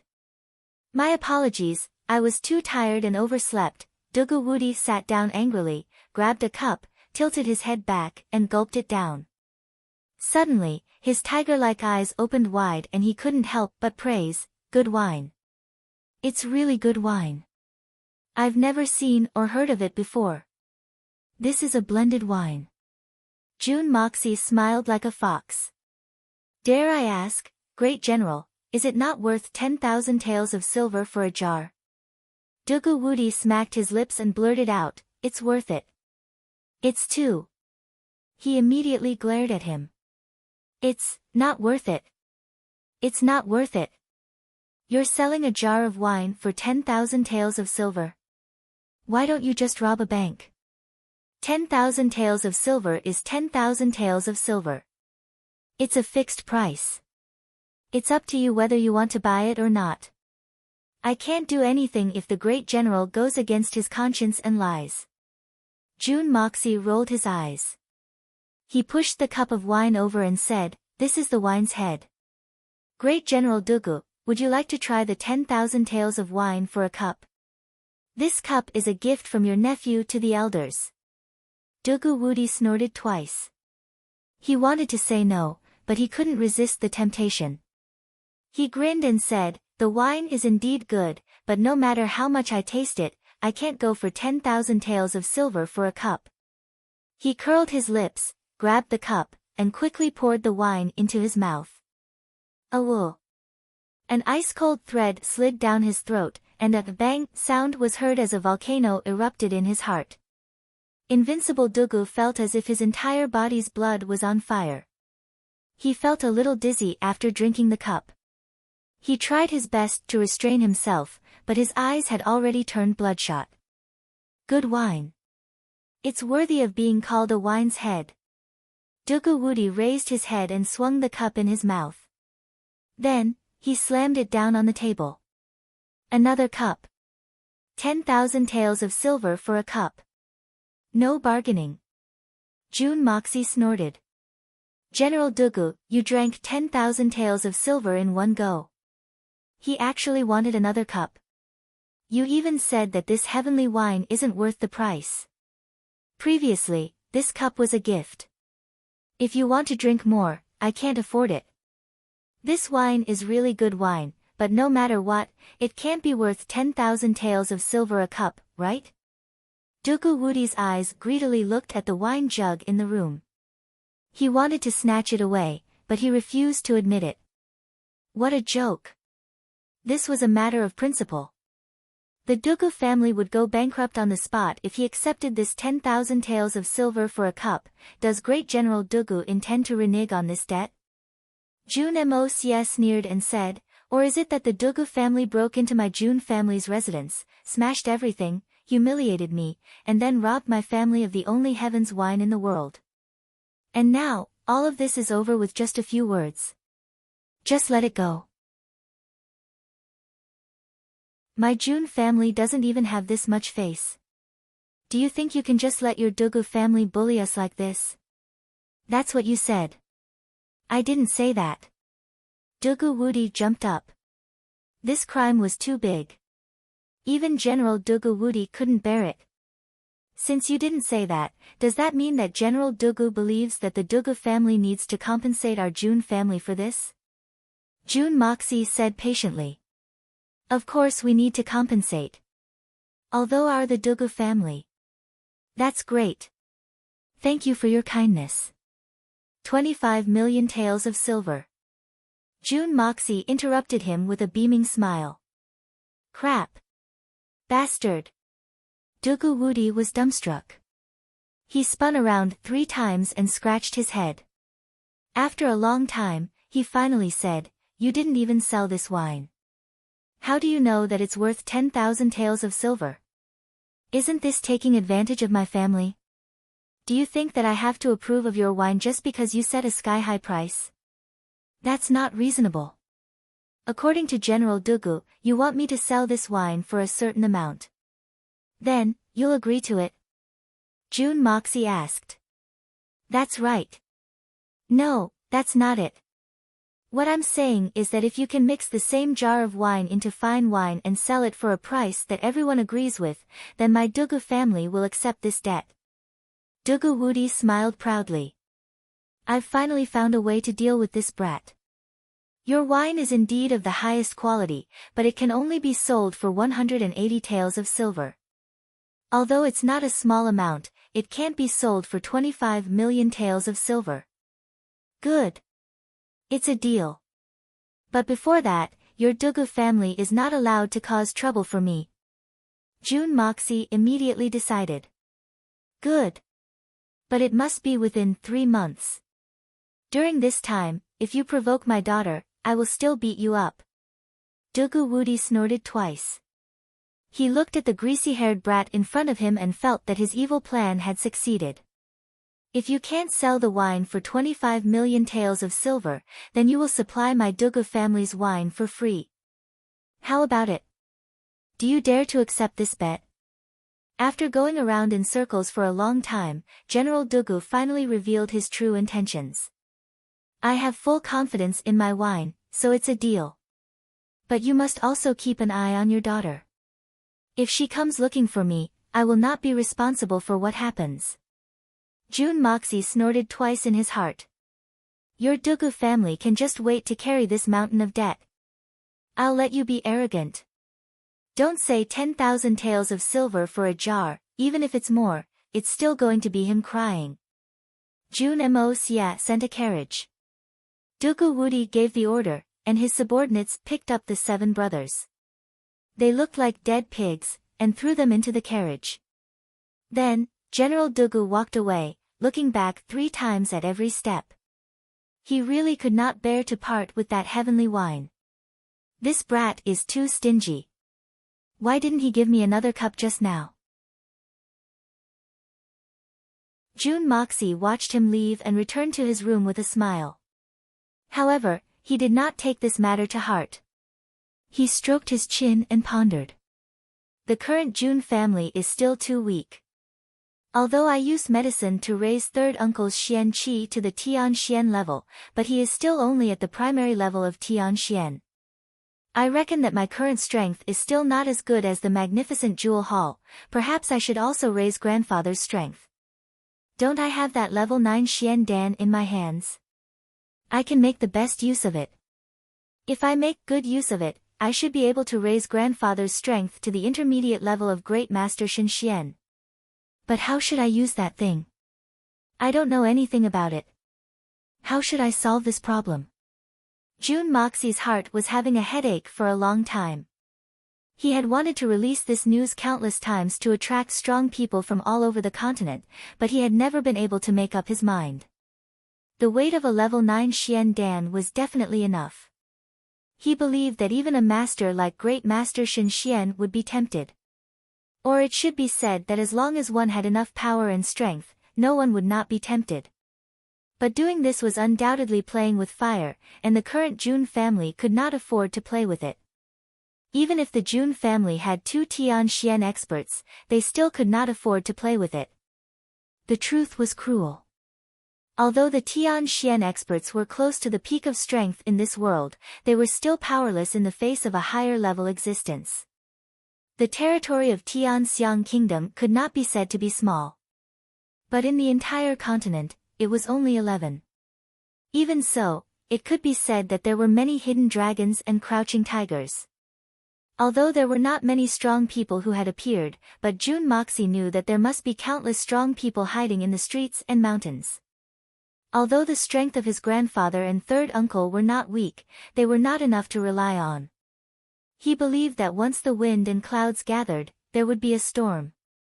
And the level 9 Xian Dan in his hands was the best catalyst. Whether it was an Earth Xian expert like Tian Xian or Great Master Shin Xian, no one would not want to get their hands on this thing. Once this news was spread, many strong people would gather and blood would be spilled everywhere. Not to mention the Jun family, even the entire Tian Xiang Kingdom would be razed to the ground in a single night if they weren't careful. It wouldn't be impossible for them to do so. But if he did not attract these people, how would he be able to obtain the method and conditions to consume this top-quality Xian Dan? How would the Jun family's overall strength increase? Could it be that he would have to sit on a mountain of treasure and return empty-handed? This would be very difficult. Jun Moxie frowned and thought for a long time. He could not make a decision. Should he play it safe, or should he take the risk? Suddenly looking up at the sky, he could not help but think of his previous life. He had traveled the entire world alone and had never feared anything. Why is it that in this world, my hands and feet are tied? Thinking of this, a sudden burst of arrogance burst forth from his heart. He could not help but laugh and immediately made a decision. As the saying goes, how can you catch a tiger cub without entering the tiger's den? Even if today's decision attracts a lot of Shin Xian, what do I have to fear? This is not a simple matter of Xian Qi. The real test is one's wisdom. The evil monarch schemes, who has he been afraid of? Even if Shin Xian is as numerous as the clouds, I have endless ways to deal with him. Jun Moxie made up his mind and finally smiled. He habitually rubbed his chin with his right hand. If his fellow disciples from his previous life were to see this expression on his face, they would immediately run as far away as they could. Because this means that the evil monarch has made an extremely bold, no, it should be said to be a very crazy decision. Moreover, this decision, regardless of the final outcome, will shock the world. Looking out the window, the sun was gradually setting. Little Ko quietly came in and reported, "Young master, the old master invites you over for dinner." June Moxie made an "oh" sound. "Grandfather, why are you so happy today? Could it be that something good has happened?" June Moxie couldn't help but ask as he looked at June Tian's face that was filled with schadenfreude. "But I'm dying of laughter. That old bastard Li Shang, I don't know where he got his hands on a folk prescription. He said that the seabed jade coral can cure his damaged dantian and had his grandson buy it for a sky-high price of 5 million liangs. As a result, after preparing for a few days, he impatiently began to use the jade coral to practice and recover his strength. Guess what happened?" Grandpa June laughed so hard that his eyes narrowed and his whole body twitched. "What's wrong? Can't it work? You bought a piece of trash and it's not useful." June Moxie followed the old master's train of thought and asked. Right now, the old master needed a sidekick, but the third uncle did not hear it. Wah ha ha ha. Grandpa June slapped the table with one hand and slapped his thigh with the other. He laughed so hard that tears almost flowed out. "It's not a piece of trash, it's not that it can't be used. It's simply too good, too useful. Ha ha, in the end, this old man can't even breathe. I'm dying of laughter."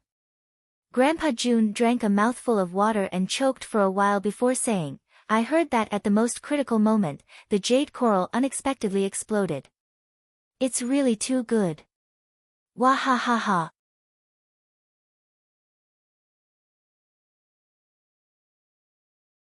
Chapter 116. Pfft. June Moxie was drinking a mouthful of wine when he heard those words. He choked and sprayed a drop of wine onto the third uncle, June Wui, causing him to cough even more violently. Waha! That old bastard Li Shang has overreached himself. Not only has his dantian recovered, but his meridians have also been greatly damaged. He's on the verge of death. Even his most beloved grandson, Li Yuran, has been affected. Grandpa June hadn't laughed so heartily for many years. "I heard that the pretty boy's face was directly disfigured." Wahaha, June Moxie held the wine cup in his hand. He was flabbergasted. I originally only wanted to cause a little damage. In all honesty, at that time, I really did not expect such a glorious result. I only wanted to destroy the jade coral. I really had no other intentions. As for the Grand Preceptor Li Shang being seriously injured and Li Yuran being disfigured, I really did not think about it. I am very innocent, although I wanted to be a little worse. At that time, I actually waved my hand casually to create such a good situation. The gods make fools of people, just for this matter.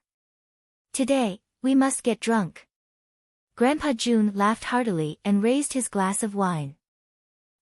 This matter is indeed frightening, but father, if the Grand Preceptor Li Shang is really unable to cure him and dies, we also need to be careful of the Li family's movements. Li Shang's blood god guards could be said to have shaken the world for a period of time. No one dared to look down on them, and they are incomparably loyal to Li Shang. If Li Shang really dies, these people will definitely vent their anger. But if they want to vent their anger, their first target will be our June family. We have to be on guard against this. So, we need to make some preparations in advance. June Wui smiled. He then calmed his mind and spoke slowly. That's right. Grandpa June put down his glass of wine. If that old man really dies, although the Li family will not be able to return to its former glory, the backlash from those men of sacrifice will also be a headache. Even if he didn't die, this would definitely be the reason for chaos. Wu Yi, most of the June family's strength is now in your hands. So, how do you think we should handle this matter? June Wui furrowed his brows and said, if we're talking about adapting to the situation, we still have to consider Grand Preceptor Li's final life and death as the prerequisite. If he survives this, all the arrangements will be wasted. The best countermeasure is to deal with the myriad of changes by not changing. Gathering the core strength together and not giving the opponent a chance to break us down one by one is the best strategy. I believe that our Jun family's strength can ensure their safety. I'm only worried about General Shen and the others. They've been following us all these years. So, it can be said that their hatred with the Li family isn't deep. So, if something were to happen to them, then they might encounter some misfortune. Jun Moxie smiled. Third uncle's words are certainly wise words, but you are worrying too much. Any one of these generals was an iron-blooded warrior who had survived hundreds of battles. His sensitivity to danger was definitely deeper than anyone else's. Otherwise, wouldn't they have already died in battle? As long as they receive this news, their first reaction will be to respond to it and ensure their own safety. If they can't even protect their own safety, then how can they go into battle and kill the enemy? Jun Moxie smiled as he said this. Then, he raised his eyebrows and said ruthlessly, if they don't even have this ability, and we still need to send people to protect them when things come to a head, then what's the use of such trash? What's the point of abandoning them? What's the point of hurting them? Jun Zhantian and Jun Wui were stunned at the same time. They looked at each other in dismay, not knowing how to react. These two men were commanders who had fought hundreds of battles in the army. It wouldn't be an exaggeration to say that they loved their soldiers like their own children.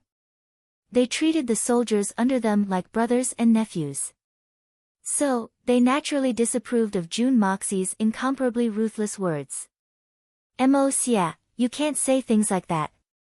These people have followed our Jun family for many years. How can we abandon them? Jun Zhantian was a little angry. He stroked his beard and said in a displeased manner, this is the basic integrity of a person. We share weal and woe, and never abandon each other in life or death. Your way of thinking is too. Grandpa Jun didn't finish his sentence, but the criticism in his words was very obvious. Grandpa, Xia doesn't agree with your words. Let me ask you something. If you only care about these incompetent people and cause the death of countless soldiers, then you should understand the pros and cons of this matter, right? The border has been unstable these past few years, and there have been battles all year round. And those people that third uncle mentioned before are all veteran generals in the army. It's inevitable that they will lead their troops to face the enemy. And if a general is incompetent, then thousands of soldiers will die. For me, if a person is really incompetent, then it's better to simply give up. Otherwise, if they are entrusted with heavy responsibilities, then the overall situation is bound to be ruined. At certain critical moments, it might even shake the foundation of the country. How can this be a trivial matter? This is a matter of great right and wrong. How can it be that we are heartless? Jun Moxie boldly retorted, I just mentioned that if a general is incompetent, then thousands of soldiers will die from exhaustion, and the position will be lost. If it's serious, then the enemy will break through, and the entire army will be routed. Even the foundation of the country will be shaken, and the country will be destroyed. This is definitely not alarmist talk. Grandpa and third uncle also understand this truth. At critical moments, we must make a painful decision. Otherwise, we will have to pay an unbearable price. When that time comes, it will be too late for regrets. Use people who are virtuous, use generals who are resourceful. This is not something that we should be emotional about. We must be responsible for the majority of the people. If as a leader, you still have to be emotional, then I can only say that you are unqualified. If Xia's words have offended you in any way, then I ask Grandpa and third uncle to forgive me. However, this is a matter of principle. Please forgive Xia for not being able to give in. Jun Zhantian and Jun Wui remained silent at the same time. They were both intelligent people, and even though they felt that these words weren't very pleasant to hear, but they couldn't refute the fact that these words were true. As a qualified leader, being merciful and soft-hearted was the biggest taboo. Although they acknowledged that Jun Xia's words were reasonable, with their characters, they would never do something like that, and would never do it. This was also why they were respectable. Although they were pedantic, they were adorable and admirable. Perhaps, this was also the embodiment of human nature. June Moxie chuckled and said, "Naturally, this is still our conjecture. As for the final result, it is still a different matter. I just want to remind Grandpa and third uncle in advance. When the time comes to give up, you must be decisive. If you are indecisive, you will be in trouble." Third uncle taught us about the helplessness of the aristocratic families. Today's actions and the decision we make in the future are also the helplessness of the aristocratic families. June Zhantian and June Wui looked at each other. They were surprised and shocked by June Moxie's ruthlessness today. June Wui frowned as he pondered. He could not help but think of June Moxie's fatal moves. His heart shivered. As the second generation of the June family, he undoubtedly understood his nephew's position. However, it was difficult for a soldier to give up his comrade in arms. It was just as June Moxie had said, helplessness. Grandpa June stroked his beard and narrowed his eyes as he thought to himself. I can see through June Moxie's character. Although he is somewhat ruthless, he is someone who can wield power. However, he should not be too ambitious. Otherwise, the sky will be filled with blood. Is it a blessing? Is it a calamity? Grandpa June was a little worried and could not help but sigh. The old man came from a poor background and was not a true descendant of an aristocratic family. It could be said that he had fought his way to where he was today, step by step. Therefore, he was very kind to the soldiers under him, especially those generals who had climbed up from the bottom. He valued them even more. However, Old Man June had 60 years of experience. He had undergone the baptism of political struggles. He was no longer the hot-blooded and courageous man of the past. Moreover, he had lost his son and grandson. Therefore, he had gained a deeper understanding of the ways of the world. Therefore, June Moxie's words were more acceptable to him than June Wuyi's. In fact, he even appreciated his only grandson's foresight. June Wui turned his head and spoke to Old Pang. Uncle Pang, I will have to trouble you to make arrangements for this matter. No matter what, safety is the most important.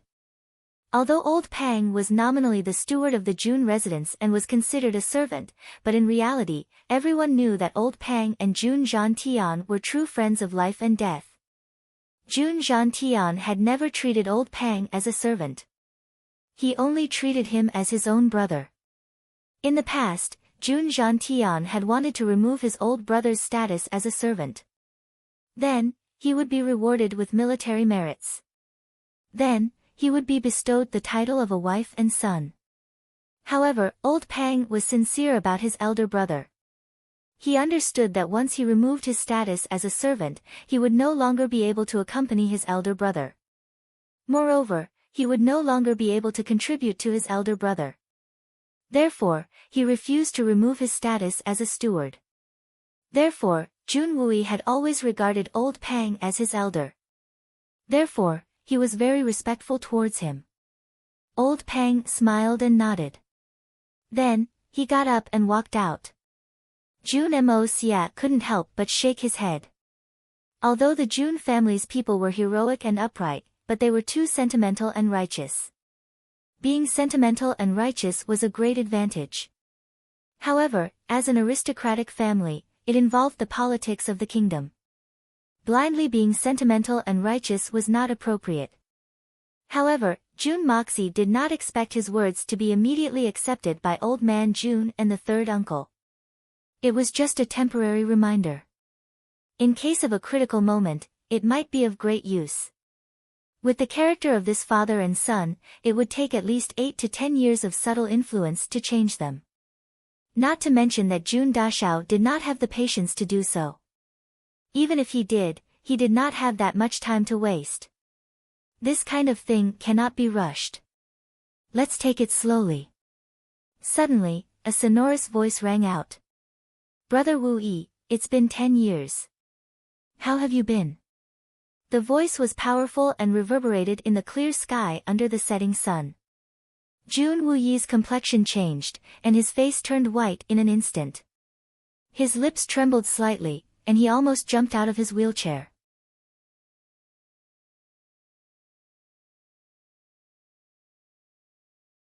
Chapter 117. This person is definitely an enemy and not a friend.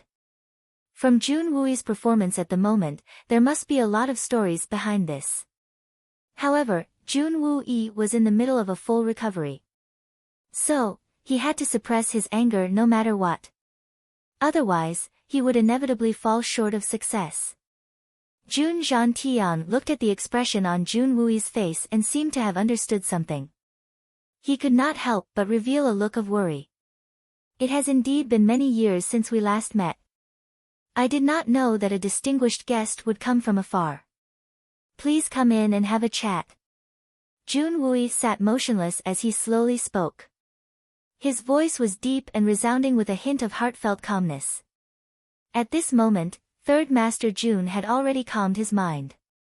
His handsome face became like an ancient well without any ripples. His eyes suddenly became unfathomable. He turned to Jun Zhantian and said, "Father, they are here. You do not need to come out personally. This child will deal with everything on his own." Jun Zhantian nodded slowly with a heavy expression. Jun Moxie smiled and stood up. He gently stopped the person who was pushing the wheelchair behind Jun Wuyi and said, "I will accompany the third uncle." He pushed the wheelchair and slowly walked out of the dining hall. Lengleng smiled inwardly. The magnificent jewel hall and the Jun family really have a grudge. In the courtyard, two middle-aged men dressed in white stood side by side. They were equally handsome and had the same elegant demeanor. But from Jun Moxie's point of view, although the two men were standing side by side, their positions were almost the same. Even their postures were almost the same. Only the left hand and the right hand that were close to each other were obviously a little too relaxed. The other two men's eyes were filled with vigilance. So Jun Moxie immediately determined that the two men seemed to be harmonious, but in fact, they were guarding against each other. Although they came from the same school, they were not on good terms with each other. They even had killing intent. No wonder that day at the magnificent jewel hall, the reaction to his bid was so strange. It seems that at that time, the problem was between these two men. "Brother Mu, after so many years, you are still as elegant as ever." Jun Wuyi's face flashed with a touch of joy, but more than that, he was nostalgic and sad. He smiled faintly at one of them, but didn't pay any attention to the other. The white-robed man took a step forward, and carefully examined Jun Wuyi's face. Then, he spoke up in a somewhat emotional manner, "Wuyi, you're the same as you were back then. I believe that if the young lady knew, she would." He suddenly stopped and smiled apologetically, "Wuyi, these 10 years, how have you been? Your Xian Qi has advanced to the Earth Xian. It's really commendable." In fact, considering Jun Wuyi's age, it was indeed commendable for him to have advanced to the Earth Xian level. Not to mention that Jun Wuyi had been disabled for 10 years, but his Xian Qi had advanced instead of regressing. Naturally, it was even more rare. However, no matter how rare Jun Wuyi was, he was still disabled. This fact could not be changed, at least in the eyes of Brother Mu. When he heard the word "young lady," Jun Wuyi's calm face showed a trace of sadness. The muscles on his face also showed a painful spasm, and it took a long time for him to calm down. The other man in white also suddenly had a strange look on his face. He looked at Jun Wuyi's eyes, and his eyes were filled with killing intent. "Jun Wuyi, although your lower body is disabled and you have become a waste, but it seems that you are quite open-minded. It's not bad to have such a state of mind." The other white-robed man laughed out loud, and spoke sarcastically and sarcastically. His words were extremely unpleasant to hear, and his attitude was completely different from the previous white-robed man. It seemed as if he and Jun Wuyi had an irreconcilable enmity. "Your Excellency has really hit the nail on the head. It doesn't matter if my third uncle's legs are disabled, but if his head is disabled like your excellencies, then there is really no cure. Before Jun Wui could speak, Jun Moxie, who was standing behind him, had already opened his mouth. His tone was light and seemed to have no weight, but his words made the man in white so angry that his face turned even whiter than the white clothes on his body. Jun Moxie. Ignorant child, I let you go the other day, but you don't even think about it. Today, you are showing off your sharp tongue in front of me. Do you really think that I don't dare to kill you? That white-robed man looked at Jun Moxie in an awe-inspiring manner. The muscles at the corners of his eyes twitched, and his handsome face instantly became somewhat sinister and terrifying. Oh, Your Excellency, this is the Jun family's courtyard, not the magnificent jewel hall. You dare to be so arrogant and domineering in the Jun family's courtyard, and speak to the young master of the Jun family like that? Do you really think that this young master doesn't dare to kill you? Do you believe that this young master won't give an order to chop you into meat paste in an instant? Jun Moxie looked at him leisurely, and his eyes instantly sharpened. Ha ha ha. The man in white looked up to the sky and laughed. After laughing, he turned to Jun Wui and said, Jun Wui, this nephew of yours really makes me appreciate him. He actually said that he wants to kill me, ha ha ha. Jun Wui, you tell him that the Jun family doesn't have the strength to do so, but do you have the guts to kill me? Ha ha ha. Really ignorant and ridiculous. Tian Xiang's #1 ignorant debauchee is really not as good as seeing him in person. I admire him, but pity him.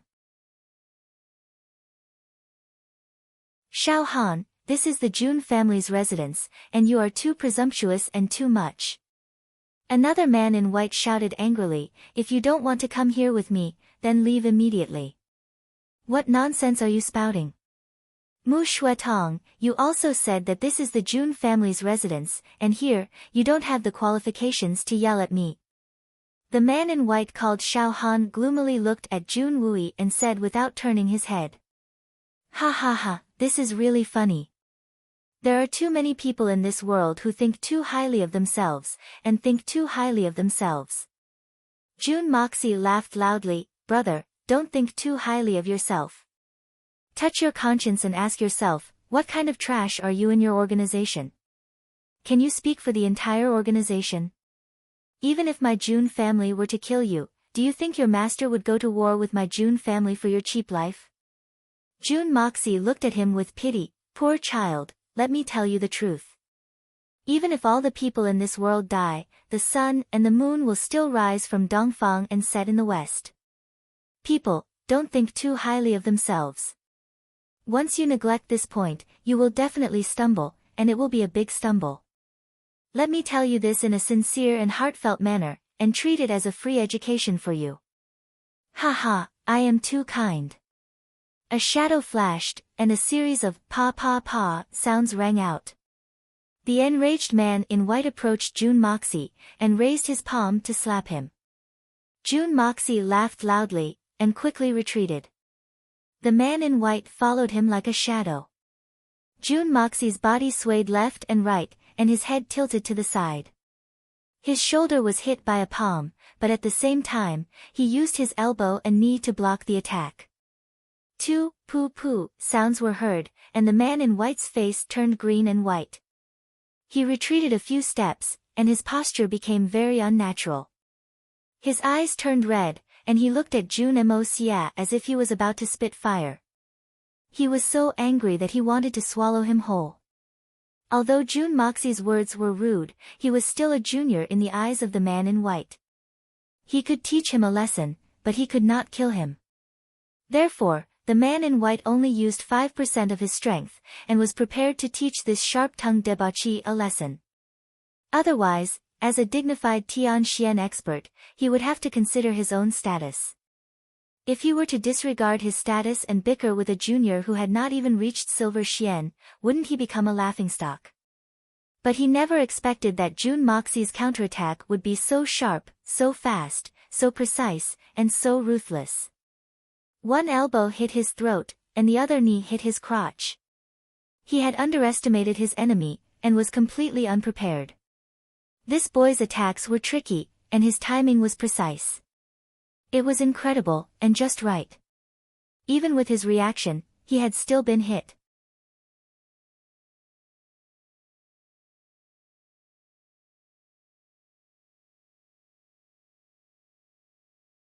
Chapter 118. Yes. That's her. Mu Shuetong nodded heavily. Then he reached into his bosom. He pulled out a small cloth bag. What did she ask you to bring? Why didn't I know? Why didn't you tell me earlier? Xiao Han suddenly became furious as he looked at Mu Shuetong. He clenched his fists and his eyes became bloodshot. Tell me earlier, who are you to me? What is your identity? What is her identity? Does she need to inform you of her actions? It's really ridiculous. Mu Shuetong looked at him with disdain. Give it to me. Xiao Han's body flashed as he rushed forward and reached out to grab it. Mu Shuetong put the cloth bag into his bosom at lightning speed. Then, the two of them transformed into two groups of misty white shadows with a whoosh sound. The brilliance of the blue Xian Qi formed a faint circle around the two of them. Then, the sound of punches and kicks was unceasingly transmitted from their bodies. Their strength was fluctuating, and the strong wind was cutting their faces. What an amazing speed! Even though Jun Wui had reached the realm of Tian Xian, he could barely distinguish between the two. This was not to say that Jun Wui's strength was far inferior to the two. On the contrary, Jun Wui's 10 years of hard work and the 500 years of Blazing Heart Meridian's medicinal efficacies had allowed his Xian Qi cultivation to be higher than the two. The reason why he was unable to see through their movements was because he had just entered the realm of Tian Xian and needed a relatively stable period. However, Jun Mo Xie's strength had already reached the level of these two men. So, his strength was far inferior to theirs. But, his eyesight was still there. So, he could clearly tell who was stronger and who was weaker. He could tell that Xiao Han had also reached the Sky Xian realm, but his strength was far inferior to Mu Shuetong's. In fact, Mu Shuetong had misgivings about Xiao Han's strength, and hadn't dared to use his killer move. Otherwise, Xiao Han would have been dead by now. Even so, bang! Xiao Han let out a mournful cry and flew out in a flash. He coughed in midair and spat out a mouthful of blood. He leaped up like a big bird and disappeared outside the door. His resentful voice came from afar, Mu Shuetong. I will remember what happened today, and I will definitely seek revenge in the future. Jun Wui, I will kill you. The dust dispersed, and Mu Shuetong's clothes were as white as snow. He calmly stood in the middle of the field, and looked at Jun Moxie with a strange look in his eyes. Then, he suddenly laughed, Wu Yi, this nephew of yours isn't simple at all. He was able to injure Xiao Han in a single strike, and reduced at least 20% of his strength. Otherwise, I wouldn't have been able to win so easily. If I hadn't seen it with my own eyes, I would have found it hard to believe that a brat who hasn't even reached Silver Xian could actually injure a genuine Tian Xian expert. Jun Moxie smiled faintly and said, I believe that any man who is injured in that place will lose more than 20% of his strength. I just happened to bump into him just now. With the gap in strength between him and me, this situation really shouldn't have happened. Those below level 9 are all non-entities, but what if the non-entities have poison in their bodies? Mu Shuetong smiled, that may be the case, but I was entangled with him for so long, and I didn't manage to bump into him in that place. The two of us have been fighting for almost 10 years, and we haven't bumped into each other even once. But, you bumped into him on the first day of our meeting? Isn't this too much of a coincidence? Jun Moxie chuckled and said, that's because he never underestimates you. But, he doesn't believe that an ant can hurt him. Mu Shuetong gave a deep look at him, and solemnly said, well, that's true. But, I now know that an ant can also be very frightening. So, I won't underestimate you. Jun Moxie chuckled, and spoke in a noncommittal manner, this, Senior, my third uncle has been waiting anxiously for you. Mu Shuatong laughed, and took out the small cloth bag from his bosom, and handed it over to Jun Wui. Jun Wuyi's entire body was trembling slightly, and his hands were tightly gripping the armrests of his wheelchair. Kacha sounds could be heard as cracks appeared on the top-quality rosewood wheelchair. After a long time, he slowly stretched out his hand and took the small cloth bag. It was as if he had received an item that weighed 1,000 pounds, and also as if he had received a priceless and fragile treasure. Mu Shuatong stared at Jun Wui, and said in a low voice, "The young lady has been waiting for you." Jun Wui suddenly raised his head. What? Could it be that she? Mu Shuatong deeply nodded. The young lady has resisted with her life until now. Jun Wui felt a burst of excitement, and his tiger-like eyes instantly became somewhat sparkling. His trembling hands slowly opened the small cloth bag. His movements were meticulous and cautious, as if he was afraid of messing up the rhythm. The small cloth bag slowly opened, and it turned out to be a handkerchief. And a wisp of black hair was quietly lying inside it. A few lines of words were embroidered on the other corner of the handkerchief. I haven't tied my hat for 10 years, and my long hair has been left behind for you. Every night, I look at Tian Xiang, and never look back in this life. Jun Wui's whole body trembled like a fallen leaf in the wind. He trembled as he bent down, and slowly pressed his face against the handkerchief. Then, he slowly pressed his face against the bundle of black hair, and didn't raise his head for a long time. Mu Shuatong heaved a long sigh, and said, "The young lady, she, is trying to break through to the realm of Xinxian." Jun Wui's whole body shook. But he still didn't raise his head.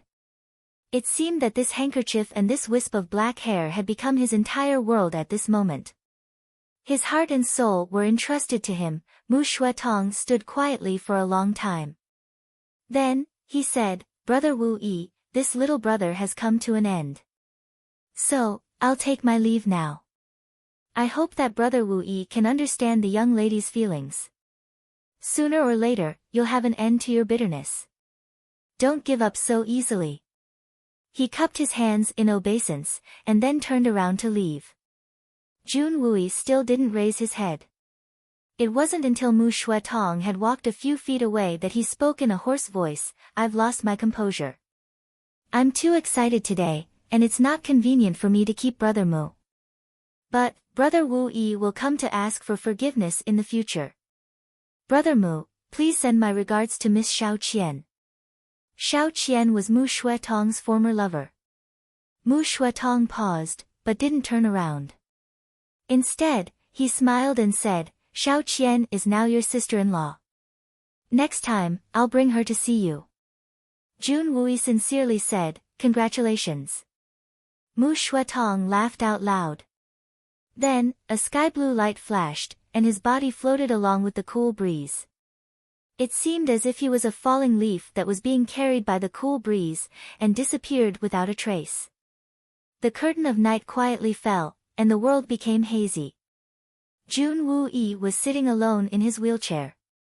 His face was still pressed against the handkerchief, and that strand of black hair was stuck to it. He was motionless, and his bleak shadow seemed to blend into the endless darkness of the night, and slowly became indistinct. Jun Moxie stood quietly on one side, and didn't make the slightest sound. The uncle and nephew pair, one sitting and one standing, were immersed in their own thoughts. The bright moon slowly rotated in the sky, and the stars twinkled in the sky. Jun Wui finally recovered from his immersion in the past. The 10 years of suffering and torment that had been accumulating in Jun Moxie's heart for the past 10 years were finally revealed to Jun Moxie. 12 years ago, the Jun family was like the sun in the sky, and was at the peak of its glory. Grandpa Jun Zhantian was invincible, and every country was terrified of him. No one dared to challenge him.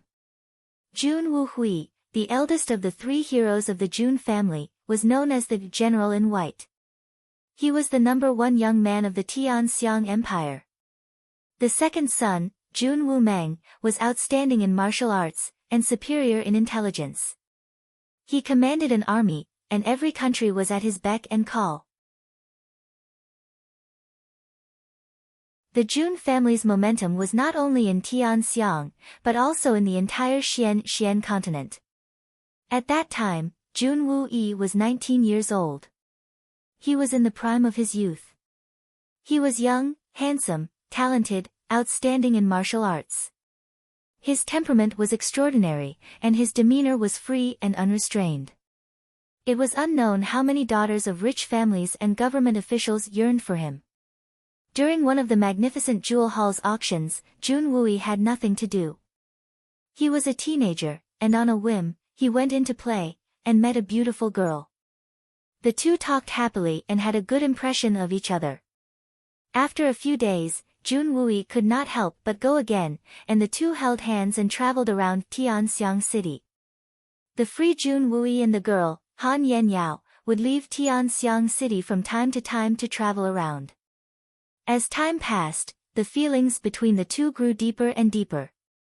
Finally, what was bound to happen between a loving couple naturally happened. After a period of time, many mysterious people suddenly came to Tianxiang city, looking for Jun Wuyi. At that time, Jun Wuyi and Han Yanyao were traveling outside, and these people did not even bother to greet them, and directly began to attack the Jun family. The Jun family was at the peak of their power, so they naturally did not fear them. Who would have thought that after a few battles, the Jun family would suffer a great loss? These mysterious people were all masters of the world, and none of the people who attacked were lower than Earth Xian level. Not to mention, there were more than 10 mysterious people who were watching without doing anything. When Jun Wuyi and Han Yanyao returned, they were naturally shocked to see this scene. The girl, Han Yanyao, explained to Jun Wuyi that she came from the most mysterious place in the world. Her family could be said to be an extremely powerful hidden family, or rather, the most mysterious organization. 3,000 miles of ice, Silver Blizzard City. Silver Blizzard City. Just the name of this place was enough to make the vast majority of the world's Xian experts tremble in fear. After thousands of years of accumulation, this was a concentration camp of powerful experts. And the magnificent Jewel Hall was one of the branches of the Silver Blizzard City in the mainland. The so-called Magnificent Jewel Hall was just a name for the outside world, and in the Silver Blizzard City, it was just leftover Jewel Hall. In other words, only the things that were eliminated from the Silver Blizzard City's research would be brought here to be auctioned, and all of these things would still be sold at sky-high prices. After the magnificent Jewel Hall had converted these items into a huge amount of money, they would then use this money to exchange for some strange things, and then return it to the Silver Blizzard City. Whether it was an ordinary old man's longevity technique, or a cultivation technique that could stimulate the potential of the human body, or a rare and precious Xian beast core, or even something from extremely cold or extremely hot places, in short, as long as it was rare in the world, rare in the human world, and beyond the norm, the magnificent Jewel Hall would buy it all at a satisfactory price. And Han Yanyao was the daughter of the current Silver Blizzard City's lord, Han Zhanmeng. Originally, even if Han Yanyao had an extraordinary background, it was not necessarily a bad thing. Even if Han Yanyao was the daughter of the Silver Blizzard City's lord, and Jun Wuyi was also a direct descendant of the Jun family, and even if the Jun family was far from being comparable to the Silver Blizzard City, it could still be considered as one of the top families in the world. But the biggest problem was that Han Yanyao had been engaged to the Silver Blizzard City's great elder, Xiao Huifeng's grandson, Xiao Han, since childhood.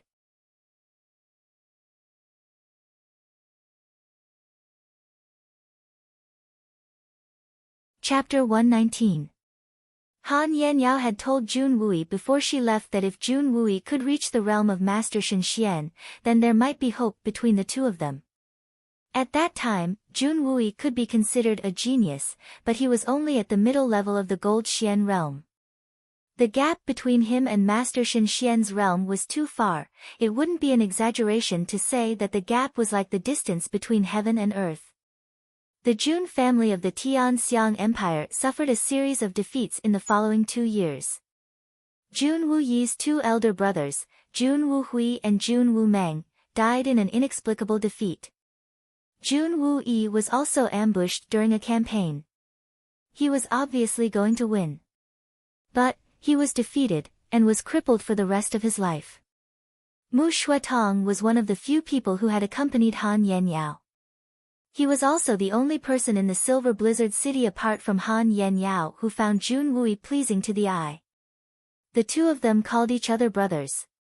After becoming crippled, Jun Wui had lost all hope, and he knew that he and his beloved would never be together again. Time flies like an arrow, and 10 years have passed in the blink of an eye. They could only meet each other in the middle of the night, and he never expected that he would receive news from Han Yenyao today. At this moment, Jun Wui's heart was like a raging sea. Jun Moxie listened quietly, and didn't say a word. He knew that Jun Wui wasn't saying these words for him to hear. But, he had been suppressing it in his heart for too long, and now that he had suddenly received news from his lover, he was excited, and had a strong desire to speak. What he needed now was a way to vent his emotions, and he only needed an audience. And, it didn't matter who this audience was, and whether or not they would be able to understand and listen to him. Even if a stone was placed in front of Jun Wui would still be able to say these words to that stone. After all, he had been repressed for far too long in the past 10 years.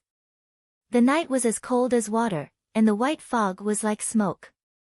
The dust-laden past events came out of Jun Wui's mouth in a soft whisper, but it felt like a heavy mountain was slowly pressing down on him. Time slowly passed as he spoke. The Jun family is no longer as glorious as it was in the past. Eldest brother and second brother died in battle in a bizarre manner. I suspected that the Silver Blizzard City's Shao family was behind this. Therefore, I immediately launched an investigation. But at that time, my martial arts skills were low, and the Blizzard Silver City was extremely secretive, so I couldn't find anything. Finally, it was my turn to fight against the Yutang Empire. At that time, I had already gained an overwhelming advantage. I only needed one more step to achieve complete victory. But at that time, a few extremely powerful Xian Qi cultivators appeared in the Yutang formation. They led the cavalry in a charge and instantly threw my formation into chaos. Then, several experts rushed into the middle of the army at the same time. They were all at the top cultivation level of Tian Xian. He could still remember Chen Matzi shouting at the top of his lungs, "Third General. Let's go. Let's go." Then, I saw his dark red blood spurt out into the dark blue Xian Qi. Then, Xiao Meng, Duan Qilang, the little stutterer, all of them died in front of me one by one. They were killed in front of me. Before they died, they looked at me. There was only one word in their eyes, "Let's go." Xiao Meng hugged someone before he died. But, all the bones in his body were broken and smashed. He kept vomiting blood as he shouted for me to leave.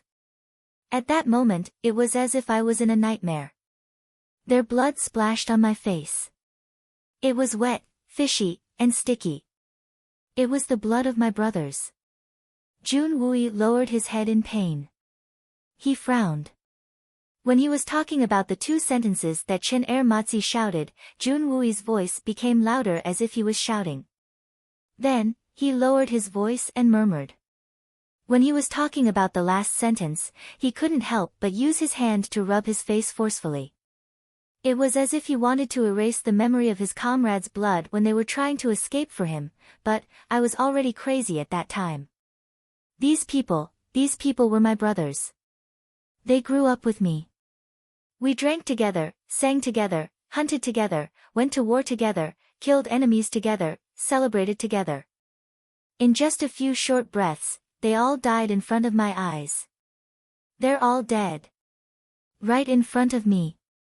That was my brother. My brothers. Not a single one of them. Jun Wui suddenly let out a loud roar, and fiercely raised his head. He tightly closed his eyes, and two large teardrops slowly trickled down from the corners of his eyes. For me. For me. I wanted to risk my life. I wanted to kill them. Kill them all. Kill. Jun Wooyi roared at the top of his lungs, but his voice soon became low and powerless. But my martial arts are too weak, too weak. They casually grabbed me, and then, they poured some kind of medicine into my body, and then they dispersed the Xian Qi in my dantian, and then they sealed the meridians in my lower body. I didn't scream. I just stared at them without blinking. Although they were all masked, I would be able to recognize any one of them if they appeared in front of me again. I knew that they were from the Silver Blizzard City at that time. The people who came out of that damned place had a cold aura on their bodies. It was the smell of demons. I will always remember their laughter when they were torturing me. He he he. Jun Wooyi's eyes turned red. Then, oh, there's no then, I've been like this since then, and I can't stand up anymore. I've buried my hatred in my heart, and I don't dare to say it out loud. The Silver Blizzard City is too powerful, and if father were to find out about it, he would certainly disregard everything to take revenge, but the Jun family, even if there were 100 of them, they still wouldn't be a match for the Silver Blizzard City. If I were to force it, I would have sacrificed more of my brothers. And, the Jun family would have been annihilated as well. My elder brother died because of me, and I'm still alive and healthy. My brothers died because of me, and not a single one of them was left. But I'm still living in humiliation, and I'm still alive. Jun Wooyi laughed bitterly. His face was full of tears. My 2 nephews died because of me, and I'm still alive. Mosia, do you think that the 3rd uncle is useless? Really cowardly? What a fucking piece of trash. Jun Wooyi laughed bitterly. His chest was heaving up and down violently. His hatred was as deep as a mountain. And, it was as deep as the sea. And, it was as deep as a dam. And, it was as deep as a river. Jun Moxie had been listening quietly. His face was calm and collected. After hearing Jun Wooyi's question, he pondered for a moment. Then, he slowly opened his mouth. It would have been easy to die in that situation. But, it would have been too difficult to live. Only a coward would choose to die. And, only a true warrior would be able to survive such a blow. Death is the end of everything. But living on, one has to bear too much. You're alive. And, you're not crazy. 3rd uncle, you're a good man. Jun Wooyi laughed bitterly. Who says I don't want to die? I want to die. But, I can't die. I can't die. Mosia, your grandfather has 3 sons. 2 of them are dead. If I die as well, your grandfather will really collapse. Then, the Jun family will be finished. Jun Moxie was silent. Jun Wooyi had kept these matters bottled up in his heart for a long time. Today, he had met an old friend, an enemy, which had evoked his memories of the past. Then, he had received a keepsake from his former lover, which had left his mind in turmoil. Moreover, his body had just recovered, and his emotions were easily stirred up. So, he had unwittingly spoken so much that he couldn't stop himself. All these years, whenever I closed my eyes, my 2 brothers would ask me, Wooyi, why didn't you take revenge for us?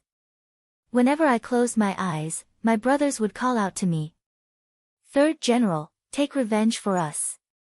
Take revenge for us. Take revenge for us. Jun Wooyi clenched his fists. His face was ferocious. His body was taut like a bow. His palms were dripping with blood. Even in my dreams, I can feel the blood of my brothers. It's still warm and fresh. It's still flowing in front of my eyes. Jun Wooyi crouched down and covered his face with his hands. His shoulders were trembling. Jun Moxie took a deep breath. He looked up at the night sky. Suddenly, he felt the blood in his body surge. The killing intent that had been dormant for a long time burst out. Lengling smiled. Silver Blizzard City. Shao family. Very good. Do you think you can do whatever you want? Ha. For the time being, you will be my target. I don't mind stepping on your path to the peak of this world. Since I'm June Moxie now, I will bear the shame and glory of the June family. Silver Blizzard City's Shao family. Humph. In a few years' time, this evil monarch will make sure that not even a mouse remains in the Shao family. Far away in the shadows, Jun Zhantian stood there in sadness. Looking at his only son, his only grandson, Grandpa Jun's heart was filled with mixed feelings. Third brother, do you really think I don't know the bitterness in your heart? Silver Blizzard City's Shao family, do you think I don't want to take revenge? Do you think that you can hide these things from me just because you didn't say it? All these years, when has this blood feud not been in my heart? But behind us, there is still the Jun family. Our descendants and tens of thousands of followers.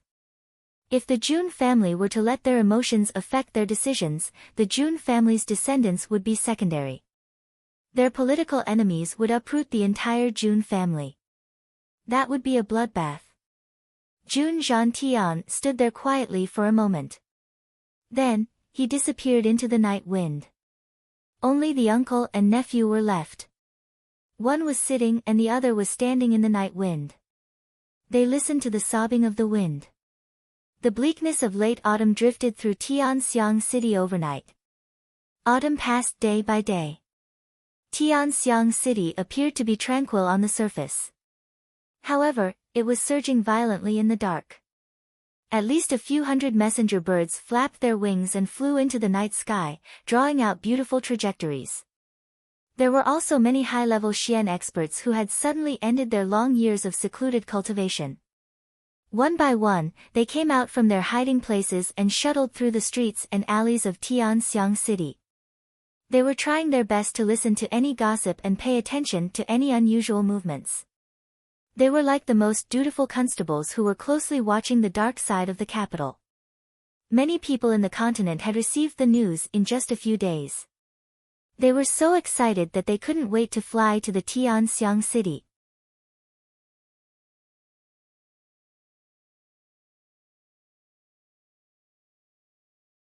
Chapter 120. All of the above was caused by the sudden appearance of an inexplicable piece of news. That inexplicable piece of news, it turned out that the Northern City clan had been wiped out by the mysterious organization during the recent riots in Tianxiang City. The Tang family of the Tianxiang aristocratic family had launched a large-scale search. The reason why the Tang family had lowered their status was because they had lost an extremely important item. The Xian Dan of a peak level 9 Xian beast. This piece of news, which had yet to be finalized, started from a small rumor and spread rapidly. It was as if it had grown wings and was like a hurricane, spreading throughout the entire continent in an extremely short period of time. This is an opportunity. An opportunity to recapture the Xian Dan. In the Grand Preceptor's mansion, Li Yuran was standing in front of Li Shang's sickbed. Her face was covered with a light green veil as she spoke resolutely. Oh. In the past, we went through a lot of trouble, but we were still the oriole behind the mantis stalking the cicada, unaware of the oriole behind. In the end, we got nothing. How can we say that this is an opportunity? Grand Preceptor Li Shang's complexion had improved a lot. Although he was still very weak, he was no longer in a precarious state like he had claimed to be. In fact, he could even speak normally. At this moment, there was a look of understanding in his eyes as he looked at his grandson. He wanted his grandson to say it out loud. Ever since he had failed to restore his dantian, his old life had been saved. However, his body's condition had deteriorated day by day. Grand Preceptor Li Shang was somewhat disheartened. He was well aware of his body's condition, and was afraid that he wouldn't be able to hold on for much longer. Therefore, he had been trying his best to cultivate his eldest grandson, Li Yuran. No matter what problem he encountered, he would first ask for Li Yuran's opinion before pointing out any shortcomings. Li Yuran didn't disappoint him. During this period of time, her temperament and shrewdness had improved by leaps and bounds. Her understanding of certain matters had become very sharp. Even Grand Preceptor Li had to sigh at her inferiority. This was because Li Shang's heart was cold, but at the same time, he was comforted. After all, he finally had a successor.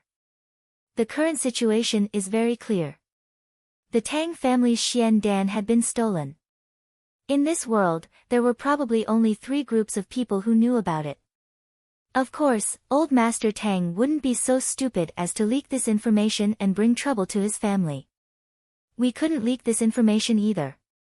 The Xian Dan was too important, and the more people who knew about it, the more competitors there would be. Our goal is to seize the Xian Dan before anyone else finds out. Since it wasn't either of us who leaked the secret, the only person who could have leaked it would be the person who obtained the Xian Dan. In other words, as long as we find this person, we will be able to retrieve the complete Xian Dan. On that day, he was the Oriole, while we made a wedding dress for him, allowing that person to obtain the Xian core and gain a huge advantage. That person should have disappeared without a trace, so it's not surprising that there hasn't been any movement for such a long time, and it's only reasonable. But now, he suddenly leaked this information and exposed the existence of the 9th grade Xian Dan. This is puzzling. He didn't leave any traces that day, but today, he made such an unwise move. He must have his own intentions. As for his intentions, I'm stupid. I can only deduce a few things. First, although he has obtained the Xian Dan, he doesn't know how to use it. He doesn't even understand the true function of the Xian Dan. He has obtained it, but he doesn't use it. Therefore, he needs to attract strong people to come here and fish in troubled waters to inquire about the function of the Xian Dan. This is the first reason. Tang Wanli has studied the method of absorbing the 9th grade Xian Dan for decades. He has also inquired about it for decades, but he still hasn't fully understood it. Even we, if not for my master's guidance, I'm afraid we wouldn't know about it. Go on. Li Shang showed a look of appreciation. Secondly, this person is most likely from the Tianxiang city. Moreover, he must be a top-notch expert. In fact, he might have even reached the bottleneck of his Xian Qi cultivation. Otherwise, he wouldn't have released the news at this time. After all, wouldn't it be better to wait patiently for the news to die down? Therefore, I believe that this person is on the verge of a breakthrough. Yes. Is there a third reason? Li Shang's eyes were full of admiration. Third, this person must have the confidence to get what he needs before the strong people arrive. If so, this person must have a very powerful intelligence network. From this point of inference, I'm more than 80% sure that this person is from one of the most powerful families in the capital. Moreover, he has the qualifications to mobilize the power of his entire family. This is why he is so bold and confident. Li Yuren's voice was a little cautious. That's a good analysis. This way, we can narrow down the target to a small area. Li Shang clapped his hands. He was very pleased in his heart. Who are you suspecting now? Our Li family can be ruled out first. The Tang family can also be ruled out. The rest are the Jun family, the Mu Rong family, the Du Gu family, the Meng family, and the Song family. These 5 families are all possible. Li Yuran bent her fingers one by one. However, the Jun family is our old enemy. But, considering Jun Zhantian's integrity, I don't think he would do such a thing. Jun Wui may be physically disabled, but his heart is not. But, he is still disabled, so it's difficult for him to move around. As for Jun Moxie, he's still a debauchee. I'm afraid that he doesn't have the qualifications to mobilize the power of his family. Therefore, the Jun family is the least suspicious at the moment. But, we can't completely rule them out. Anything is possible. The possibility of the Du Gu family is not very high. although they are powerful and have the ability to be the aureole. But fundamentally speaking, the Dugu family lacks ambition. Otherwise, the Dugu family would have replaced the Jun family a long time ago. The reason why His Majesty tolerates the Dugu family is because the Dugu family has talented warriors. But, unlike the Jun family, which has talented generals, the Dugu family can charge and break through the enemy lines. But, if they want to be like Jun Wu Hui, Jun Wu Meng, Jun Wui, or Jun Zhan Tian, they can command the entire army. But, the Dugu family definitely doesn't have such talents. In other words, if the Dugu family could produce such a person, I'm afraid that His Majesty would immediately suppress the entire family. After all, the Dugu family is not like the Jun family, who have saved His Majesty's life many times. But, even if the Jun family has done so much, and their descendants are too outstanding, didn't they still end up like this? How could the Dugu family be an exception? So, although the Dugu family is big and has many descendants, they don't have the cohesiveness of the Jun family. Although the Jun family seems to be in decline, the four marshals who have always been victorious are enough to shake the entire kingdom. So, although the Dugu family is slightly more suspicious than the Jun family, they are still on the edge. To put it bluntly, I really don't see any of the Dugu family's schemes. The Meng family, firstly, is our ally. Secondly, the Meng family doesn't have any particularly outstanding people. So, their chances aren't great. For the time being, they can only be ranked third. Among the aristocratic families, the Song family has always been the most low-key. But, a dog that bites never barks. So, the suspicion this time is really not small. It's only second to the Murong family. The Murong family has always had a deep foundation, ambition, and scheming. Moreover, they use their status as a relative of the emperor to look down on the other aristocratic families. So, in this matter, we must pay special attention to the Murong family. Li Yuran carefully analyzed. Her words were spoken very slowly, and it was obvious that she was thinking nervously. Not bad. Li Shang nodded. But, apart from these families, there are a few other directions that you haven't mentioned yet. Please advise me, grandfather. Li Yuran said. There is still one of the biggest aristocratic families in this city. You don't seem to have considered it. The royal family. The royal family is the most powerful family. Although His Majesty is still hiding his strength, I'm afraid that His Majesty would have been assassinated many times over if he didn't have the protection of several top experts. You must pay special attention to this point. Also, there are 3 big gangs in Tianxiang City. They also have considerable strength. So, you must pay attention to them. In addition, we can't completely rule out the possibility of a mysterious expert hiding in Tianxiang City. Also, there are several well-known assassin organizations that have been active in Tianxiang City for some time. These are all possible targets. Li Shang coughed a few times, and propped himself up with difficulty. Then, he opened his eyes wide. This Xian Dan incident is bound to cause an unprecedented storm. Yuran, you must be cautious. Also, we don't have enough strength right now. If your master can come here personally, then we'll have a higher chance of success. If he can't come, then you should ask your senior brothers to come here as soon as possible. Otherwise, I advise you to withdraw from this competition. It could be a disaster at any time. Li Shang sighed and lay back on the bed. Yes. I have already sent out the 1,000 miles aureole in the early morning. I believe that master has already received it. Li Yuran nodded heavily. How is your Xian Qi progress? Li Shang asked with his eyes closed. I have already reached the peak of the gold level. Li Yuran's voice sounded a little guilty, but, my realm is still a little unstable.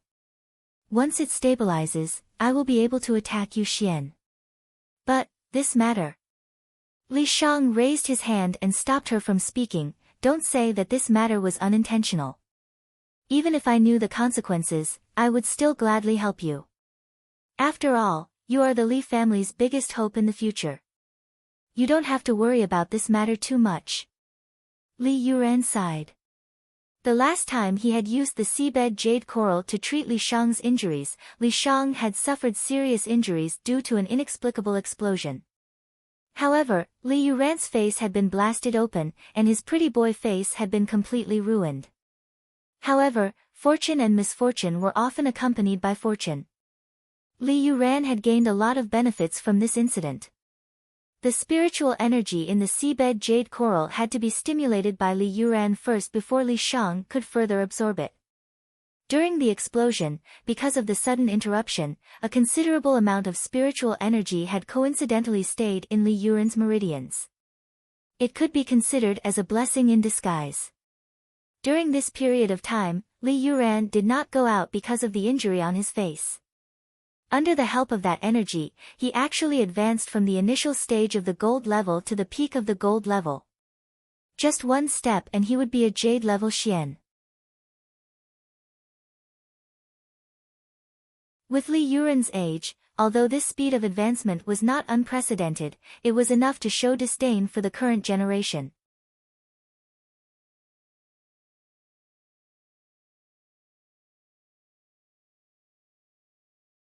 Chapter 121. The reason for the destruction of the Northern City clan has long been investigated. There are too many coincidences in this world. The cause was Qin Hu's son, Qin Xiaobao. This little debauchee had unintentionally offended Tang Yuan and Jun Moxie, two big debauches that he could not afford to offend. The two of them retaliated with a personal grudge. With their interference, the destruction of the Northern City clan was only a matter of time. However, I do not know if I am being too paranoid, but I feel that something is not right. However, I am unable to pinpoint the specifics. Li Yuran stood up and slowly paced back and forth. Now that we have lost the eyes and ears of the Northern City clan, we have lost a lot of sources of information. We must make up for this as soon as possible. The matters of the family, I will leave it to you to decide.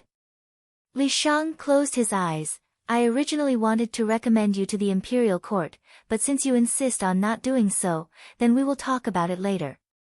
However, Yuran, the foundation of the Li family is still in the imperial court, and not in Jianghu. You must bear this in mind. I know that you have great ambitions, but everything must be done according to one's capabilities. Taking risks and hoping for a fluke cannot be repeated. It is better to be careful than to sail a ship for 10,000 years. This grandson understands. Li Yuran was silent for a long time before replying with her head lowered. A gust of autumn wind blew, and yellow leaves filled the sky. The fluttering yellow leaves sparkled under the sunlight, as if a golden rain had suddenly fallen between heaven and earth. Two people with ordinary faces and clothes were calmly walking on the streets of Tianxiang City. One of them had a sallow complexion, but his stature was exceptionally tall and straight. The sharpness in his eyes didn't match his sallow complexion. The other person was a young man with a slightly darker complexion. Tianxiang City has changed a lot in the past 10 years. The middle-aged man slowly walked, his eyes slowly turning from the two sides of the road. His voice was desolate, as if he was an old man who had just experienced the vicissitudes of life, and had suddenly returned to the normal world. That place used to be the Yi clan's ancestral hall more than 10 years ago. Back then, many of us brothers played there since we were young. He laughed, but his voice sounded like he was crying. Third uncle, do you also feel as if a lifetime has passed? The young man beside him smiled. In the end, it'll be fine once you get used to it. Everyone has to die. Be it as a person or as a commander, one has to be able to accept life and death. If you can't see past life and death, no matter what you do, you won't achieve much. Letting go of life and death is easier said than done. The middle-aged man sighed. 10 years have passed in this dream, and everything is desolate. My brothers have all turned into dust. Now, I look around, and I am alone. Third uncle, look at our feet. The youth smiled warmly, but there was a hint of mockery in his smile. It was a smile of mockery towards life, a smile of mockery towards the world. At this moment, the youth's eyes carried a look of indifference, as if he had seen through the past and present. He pointed at the ground under his feet. Third uncle, do you know how many people have been buried under this ground for thousands of years?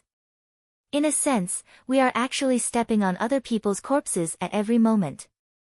At this moment, we might be stepping on a beggar, and at the next moment, we might be stepping on the remains of an emperor. Whether it's the mountains, rivers, or thick soil, it's not an exaggeration to say that they are all accumulated from corpses. Life and death are just like the withering and flourishing of plants. In the end, what does it matter? One day, you, or I, will also be lying under this ground for others to step on. But the most important thing is now. Right now, we are stepping on other people all the time. Whether he was an overlord who once ruled over an area, an emperor who once made great contributions, or a beauty who could cause the downfall of a nation, isn't there no reaction now? So, before we are stepped on by others, we must stand at a height where no one can step on us. In the future, only we can step on others. Whether it's the living or the dead. Ha! He laughed arrogantly. If that's the case, what's there to remember? Where is the time to remember the dead? No matter if it's a mountain of knives or a sea of fire, step on them all. No matter if it's a noble or a general, kill them all. No matter if it's a mountain or a sea, go fuck them all. As long as we are alive, we must have no regrets. Even if we are wrong, we must not regret. Right and wrong, right and wrong, right and wrong, who can say clearly? As long as we are alive, we must enjoy ourselves. Live freely and freely, live as we please. Whoever we don't like, step on them. Whoever offends us, injures us, we must kill them. As for those who stand in our way, we must destroy them. As long as we are alive, no matter if we are male or female, we only need to face the heavens proudly, look down on the earth, move unhindered under the heavens, and look down on the wind and clouds. Only then will we not have wasted our time in this world. The youth's eyes coldly observed everything around him. The rest, at best, is just a game. That's all. These two people were strange. It was actually the young one consoling and preaching to the old. This strange uncle-nephew duo was naturally the uncle and nephew duo of Jun Wooey and Jun Moxie. Jun Wooey had not left the Jun residence for 10 years. In order to let him relax, Jun Moxie suggested to change his appearance and travel. Jun Wooey happily agreed. Then, the uncle and nephew duo slipped out and strolled around the capital. Jun Moxie's disguise technique was inherited from a peerless master of disguise in his previous life. It could be said that it was a combination of ancient and modern techniques. It could be said that in the entire Xian continent, there was no one who could recognize their original appearance. So, the two of them boldly strolled around the capital. Xia, I really didn't expect you to be so. Jun Wooey listened to Jun Moxie's words and shook his head with a smile. If I didn't look at you, I'm afraid even I would think that you're an old man who has experienced the vicissitudes of life and death. Jun Xia smiled bitterly in his heart. I'm afraid that I've experienced much more than those old fogies you speak of. I've lived 2 lives, not just in name but also in reality. This was the first Prince's Hall of Virtue 10 years ago. Who would have thought that it would become the Hall of Huanghua today? I really wonder if there's any power in the capital that dares to compete with the first prince for territory. Jun Wooey frowned as he looked at a concave on the left side of the road. It was an inconspicuous pavilion. Behind it, there was a continuous rise and fall. It turned out to be a big house. A faint mournful cry came from inside. The voice was weak and full of despair. Hall of Huanghua. What does it mean? Don't tell me it's the meaning of the Hall of Huanghua in the past. The passers-by who passed by the hall of Huang Hua would hide far away from the entrance. It was as if there were venomous snakes and fierce beasts hiding inside. Everyone's eyes were filled with fear and even hatred. When they passed by the entrance, they hastened their footsteps and hurriedly passed by. Jun Moxie quickly searched his mind and said, "Hall of Huang Hua, it seems to be a place similar to a brothel. However, the age of the people here is relatively young. Moreover, there are some good-looking, ******. As he said this, Jun Moxie's heart suddenly surged with a strong anger. This place is basically a transit station for the sale of young boys and girls. If the aptitude is good, they will be secretly sent away. If the aptitude is not good, but the person is smart and handsome, they will be trained and then sold to the rich families at a high price to make a huge profit. As for the worse ones, they will stay here. After a few years, when they grow up, they will be sold to the Spirit Fog Lake as playthings for men and women. It can be said that this place is a place of evil." Jun Wui's eyes widened as he looked sharply at the Hall of Huang Hua. "I didn't expect that the imperial capital of Tianxiang Empire would have such a despicable place. Don't tell me that the government doesn't care about it." Jun Moxie sighed. In name, the eldest prince had let go of this place a long time ago. However, in reality, who could say for sure what was going on? Who would have the guts to jump out and get stabbed? This used to be the Crown Prince's territory. Even if the Crown Prince didn't secretly make the decision, but how could the people who were able to take over the territory from the Crown Prince be ordinary? The imperial capital was a place that didn't handle all kinds of lawsuits. Behind any random person involved, there could be a royal family, a minister, or even a descendant of the emperor. Who would have the guts to try? Besides, these people had taken in homeless children under the guise of buying and selling real money, which was tantamount to making them their slaves. Who would say anything about it? It's really a foul atmosphere. What a disappointment. Jun Wui snorted coldly. He took a few deep looks, and walked away from the door unwillingly. He had disguised himself today, and it wasn't convenient for him to reveal anything. Moreover, the news of Jun Wui's recovery had to be kept strictly confidential. Even if he was unwilling, he had no choice but to leave. The two of them had only walked a few dozen feet when they suddenly heard a mournful cry behind them. Then, there was a loud thud, and a figure fell to the ground in the middle of the street. It was a young girl in disheveled clothes. There was a large footprint on her back, and her pretty face was contorted in pain. Blood was constantly spilling out of her mouth, and her eyes were lifeless. It seemed that she wouldn't be able to live. However, she was still begging in a low voice, "Please, let my brother, please, don't let him be. Sister." Then, there was a sharp cry, and a thin and weak child could be vaguely seen rushing out with all his might. The man at the door stretched out his hand to stop him. The child's face was full of anxiety, and he struggled with all his might. However, how could a mere child escape from the grip of an adult man? The child was anxious, and suddenly opened his mouth to bite the man's arm. The man retracted his hand in pain, and the child finally took the opportunity to rush out, running towards the dying young girl on the street. The young girl looked at the little figure running towards her, and her eyes revealed joy and worry. She reluctantly stretched out a bloody palm to meet her brother. At this moment, a voice scolded, and then, a sharp sound broke through the air. The child's small body, which was running at high speed, suddenly twisted, like a sugarcane that was suddenly cut off. With a plop, he fell heavily to the ground. His spine was actually broken by a punch in the air. Without making a sound, he had already stopped breathing. His corpse slid a few feet on the ground, and his eyes were bulging with anger. One of his hands was stretched forward, but it was still half a foot away from his sister's palm. This half-a-foot distance was actually a distance that the two siblings could not cross even with their lives on the line. The child was actually walking in front of his dying sister. The young girl howled in grief and indignation, and tried her best to crawl towards her brother's small body. However, she could only struggle a few times, and could no longer move. She stared at her once beautiful big eyes, and finally, the light in them dissipated, but she still refused to die in peace. Although her breathing had stopped, her slender hand still stubbornly stretched out in the direction of her brother.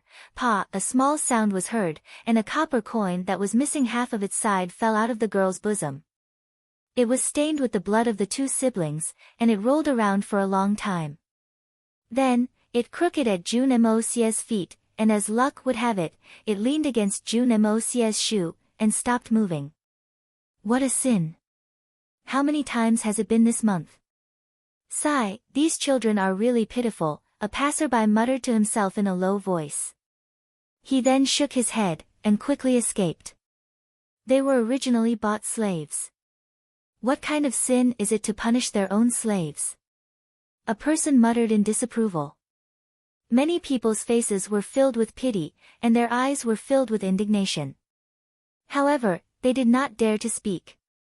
In the blink of an eye, everyone had left. The densely packed street had unexpectedly disappeared in an instant. Bastards! Jun Wui heard the voice, and turned around to squeeze through the crowd. However, it was already too late for him to redeem the situation. He couldn't help but fly into a rage. How can you be so cruel to such a small child? Do you still have any humanity? Do you have any justice?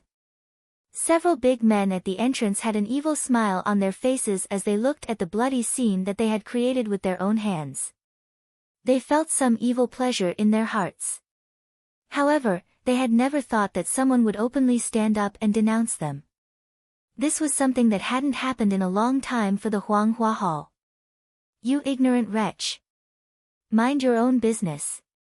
Go home and drink your mother's milk. If you dare to talk nonsense again, I will make you suffer the same fate as those two sluts. Law and justice. I am the justice of the king. The big man who had been bitten opened his eyes wide, and grinned nastily. Jun Wui's attire was that of a scholar's. Moreover, his robe was very ordinary. He looked like a scholar who had failed to pass the imperial examination.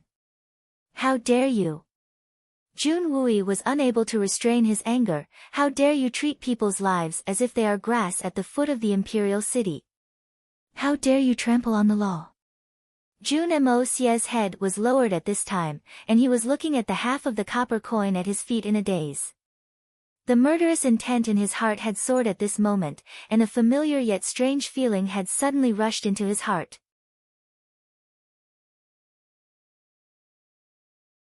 This broken copper coin had taken advantage of the weak vibration, and had coincidentally passed through the feet of several people, and had landed on his shoes. Entrusted? Or, was this the will of the heavens? At this moment, Jun Moxie seemed to have returned to his previous life. He had become the king of assassins, the evil monarch, Jun Moxie. Slowly bending down, Jun Moxie picked up the broken copper coin with an abnormal solemnity. He clasped it in his palm, and said in a low voice, "Don't worry, I have accepted your entrustment. This is the first transaction of my life. The heavens have eyes." He slowly raised his head, and looked at the dazzling three words Huanghua Hall. Jun Moxie's eyes slowly narrowed. The sharp light in his narrowed eyes was like a ray of sunlight piercing through the dark clouds in the sky. It made the surging murderous aura on his body somewhat dazzling. I don't care what kind of story is hidden behind this. I don't need to know who this little girl is, and what is her identity. I also don't want to know the strength behind the Huanghua Hall. I only know that I must do this. I have received money from others, and I will help others eliminate disasters. A copper coin is also money, and a broken copper coin is still money. I have received this copper coin, and I have received the reward. Since I have received the reward, then these people must die. You're tuning in to the Blissful Bookshelf YouTube channel. We're so grateful for your support, and don't forget to subscribe to join us on this incredible journey through captivating stories. Your generosity through donations truly makes a world of difference, as it's the primary source of revenue that allows me to expand and enhance this channel for you. Thank you from the bottom of my heart for being a part of this adventure.